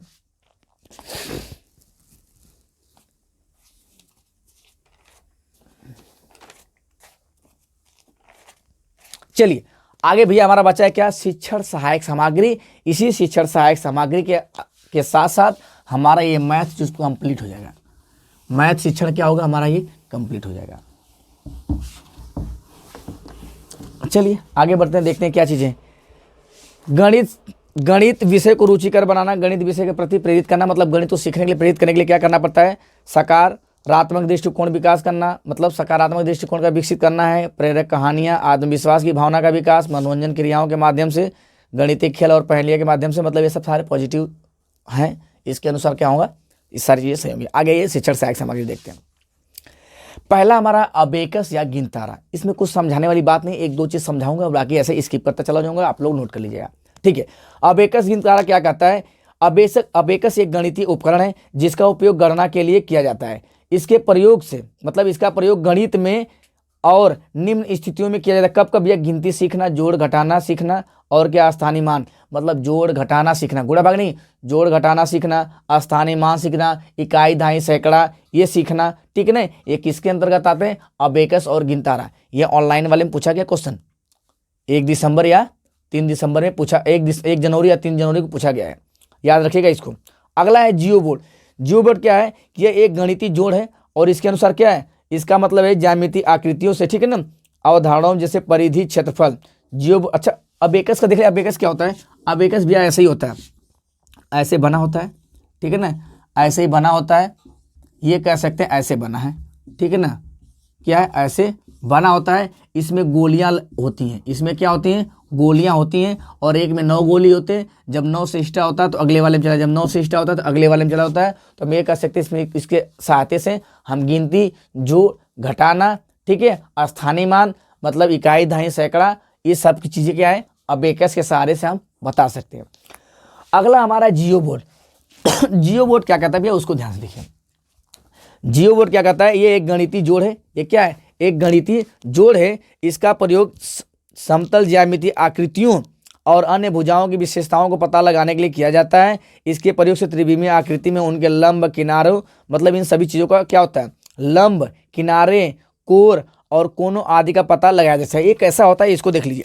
ये क्या होता है कि ऐसे भैया होता है, इसमें क्या होती है? छोटी छोटी किल्लियां गाड़ी जाती हैं ऐसे ऐसे, ठीक है ना, ये छोटी छोटी किल्लियां इसमें होती हैं ऐसे। और इसमें होता क्या है कि आपको इसमें क्या करना होता है? इन किल्लियों में क्या होता है? रस्सी बांध देना है। अगर यहाँ बांधेंगे तो यहाँ लाएंगे, यहाँ से ले जाएंगे तो यहाँ, यहाँ से यहाँ, ठीक है। इसको ऐसे करेंगे, यहाँ लाएंगे, फिर यहाँ से ऐसे करेंगे। तो ऐसे क्या होगा कि कोर के बारे में, कोनों के बारे में और एरिया के बारे में पता लगाया जा सकता है। किसके अकॉर्डिंग? जियो बोर्ड की सहायता से। तो आपको बस ये याद करना है कि किस शिक्षण सहायक सामग्री से क्या क्या चीजें हम सीख सकते हैं, बस यही आपको याद करना है। ये चीजें क्या है आपको याद रखना है कि किस किस शिक्षण सहायक सामग्री से क्या क्या चीजें हम याद कर सकते हैं या क्या क्या चीजें फाइंड कर सकते हैं, मतलब पता कर सकते हैं। अगला है 10 ग्राम। 10 ग्राम क्या कहता है भैया? 10 ग्राम देखिए क्या होता है, आप देखिए जिक्सा पहली देखे ना, तो उसमें भी 10 ग्राम क्या होता है? 10 ग्राम क्या होता है कि ऐसे ये भी होता है, ठीक है, और इसमें क्या है? 7 भागों में विभक्त होता है, जिसमें क्या है कि त्रिभुजों की संख्या देख लीजिए कितना है। ये ऐसे रहेगा, ठीक है, और ये यहाँ से ऐसे होता है, मैं फिगर बना दे रहा हूँ, और ये ऐसे होता है, और यहाँ से ये चीजें आएंगी। अब अच्छे से देख लीजिए, फिर मैं बताता हूँ इसमें क्या है। ये थोड़ा दूर है भैया, तो इसको थोड़ा और बना लेते हैं अच्छे से। ये यहाँ है, और ये यहाँ है, ठीक है, और यहाँ से ये यहाँ है, ये चीजें हैं। इसमें क्या होता है भैया कि देखिए 1 2 3 4 5 6 7 फिगर इसमें होते हैं, जो क्या है, ये जैसे आप लोग मोबाइल में देखते हैं ना, तो मोबाइल में फोटो कट के इधर उधर रहता है, उसको कटे हुए फोटो को क्या करना है? एक जगह जोड़ना होता है। तो ऐसे ये भी एक क्या होता है? 10 ग्राम भी ऐसे ही होता है। अब इसमें क्या होता है कि 1 2 3 4, इसमें कितने हैं? 4 त्रिभुज हो गए कि 1 2 3 4, 4 त्रिभुज हो जाएंगे। एक क्या हो जाएगा? वर्ग हो जाएगा, और एक क्या हो जाएगा? आयत। 4 कहाँ? 5 हो जाएगा ना। 1 2 3 4 5 त्रिभुज होते हैं, एक वर्ग होता है, और एक क्या होता है? चतुर्भुज। इसमें ये होती है फिगर। और इसको क्या होता है? बालक अपने मानसिक क्षमता के अनुसार सबको जोड़ता है। पढ़ लेते हैं इसको। यह एक पहेली वाला खेल है। इसका प्रयोग द्विविमीय ज्यामितीय आकृतियों को पहचानने में किया जाता है, ठीक है। इसकी 7 ज्यामितीय आकृतियों में 5 त्रिभुज, एक वर्ग और एक क्या होता है? आयत होता है, मतलब समांतर चतुर्भुज होता है। बालक अपनी कल्पना शक्ति, मतलब कल्पना शक्ति का प्रयोग करके सभी 7 टुकड़ों को प्रयोग करते हुए ऐसी आकृति बनानी होती है जिसमें कहीं खाली स्थान बच न सके। बात समझ में आएगी? वही चीज जो हमने बताया। अब आगे बढ़ते हैं। अगला हमारा ग्रिड पेपर। ग्रिड पेपर वह किस चीज में आता है? ग्रिड पेपर जो है, इसका प्रयोग दशमलव संख्याओं, त्रुटियों में किया जाता है। मतलब दशमलव के बारे में पता करने के लिए आपको किसका यूज करना है? ग्रिड पेपर का। और भिन्न का कीट क्या करता है? भिन्न के बारे में बताना होता है। 1/2, 1/4 इसके बारे में बताना होता है। मतलब भिन्न का योग, भिन्न के बारे में आपको बताना। 1/2 होता है, 2/3 क्या होता है? 2/3, 1/4, 3/4। इसके बारे में बताने के लिए हम किसका यूज करते हैं? भिन्न के कीट का यूज करते हैं। अगला डाइंस ब्लॉक। डाइंस ब्लॉक के अनुसार क्या है? जोड़ना, घटाना और गुणा भाग करने वाली क्रिया को क्या करते हैं? सीखते हैं। और डार्ट पेपर क्या होता है? इस डॉट पेपर के माध्यम से क्या करते हैं, हम क्या क्या सीखते हैं। इसका प्रयोग विभिन्न प्रकार के ठोस आकृतियों को बनाने में होता है। ज्यामिति की सममित आकृतियों को पहचानने में इसका प्रयोग होता है। परावर्तन, ठीक है, परावर्तन के अवधारणाओं को समझने के लिए होता है। इसमें इसको कैसे बनाते हैं, इसमें क्या होता है कि जो बिंदु होती है उस बिंदु के आधार पर ऐसे क्या है, ऐसे ही होता है। और इसमें क्या चीज़ें होती हैं, छोटे छोटे पॉइंट होते हैं। जैसे एक हम ले लेते हैं, कैसा होता है भैया, 1 2 3 4 5, फिर 1 2 3 4 5, ऐसे मतलब बना होता है पॉइंट। आपको ऐसे जोड़ के देखना पड़ता है। इसको कैसे जोड़ते हैं भैया, हमने कहा क्या कि ये यहाँ पे सॉरी, तो ये इसको ऐसे जोड़ेंगे, इसको ऐसे, और यहाँ से इसको ऐसे, ठीक है। आप ये ऐसे देखिए क्या बन जा रहा है, ये ऐसे बन रहा है। तो ये चीज़ें क्या होती है, इसमें देखनी होती है। बन गया, तो यही चीज़ें, ये क्या है हमारा डाइंस ब्लॉक है। ये क्या है, डॉट पेपर, बिंदु शीट या डॉट पटल है। इसमें ज्यामिति के सममित आकृतियों को देखना होता है। मतलब सारी चीज़ इसमें हम पहचान सकते हैं क्या क्या चीज़ें, मतलब परावर्तन इफेक्ट प्रिज्म भी इसमें बन जाएगा। लास्ट हमारा है ग्राफ पेपर या आलेख पेपर। इसका प्रयोग 2D आकृतियों में क्षेत्रफल का अनुमान लगाते हैं तथा क्षेत्रफल की तुलना करने में प्रयोग किया जाता है। इसका प्रयोग संख्या की गणनाओं को प्रदर्शित करने में भी किया जाता है। तो ये था हमारा क्या, आज का मैथ शिक्षण। आशा करता हूँ दोस्त आप लोग को समझ में आया होगा। अगर चीज़ें न समझ में आए, थोड़ा सा अगर फास्ट हो गया हो, तो दोबारा उसको आप क्या है, थोड़ी स्पीड करके देख लीजिएगा। क्योंकि गांव में हूँ मैं, तो गांव में यहाँ पे वीडियो अपलोड करने में नेट क्या है, चलता नहीं सही से, इसलिए वीडियो को थोड़ा कम शॉर्ट में ही बनाना पड़ता है, कम समय में, ताकि ये खत्म हो जाए। अगर नेट अच्छा चलता तो मैं क्या है, लंबे मतलब वीडियो को थोड़ा और लंबा कर सकता है, इसमें और व्याख्या कर सकता, आपको और अच्छी तरीके से समझा सकता था।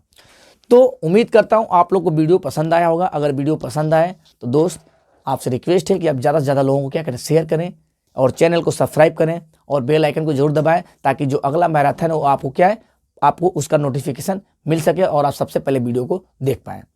तो आज के लिए बस इतना ही। फिर मिलते हैं आपको अगले दिन अगले वीडियो के साथ, अगले मैराथन में। फिर तब तक के लिए भैया धन्यवाद, ठीक है। गुड नाइट दोस्त, बाय बाय, टाटा।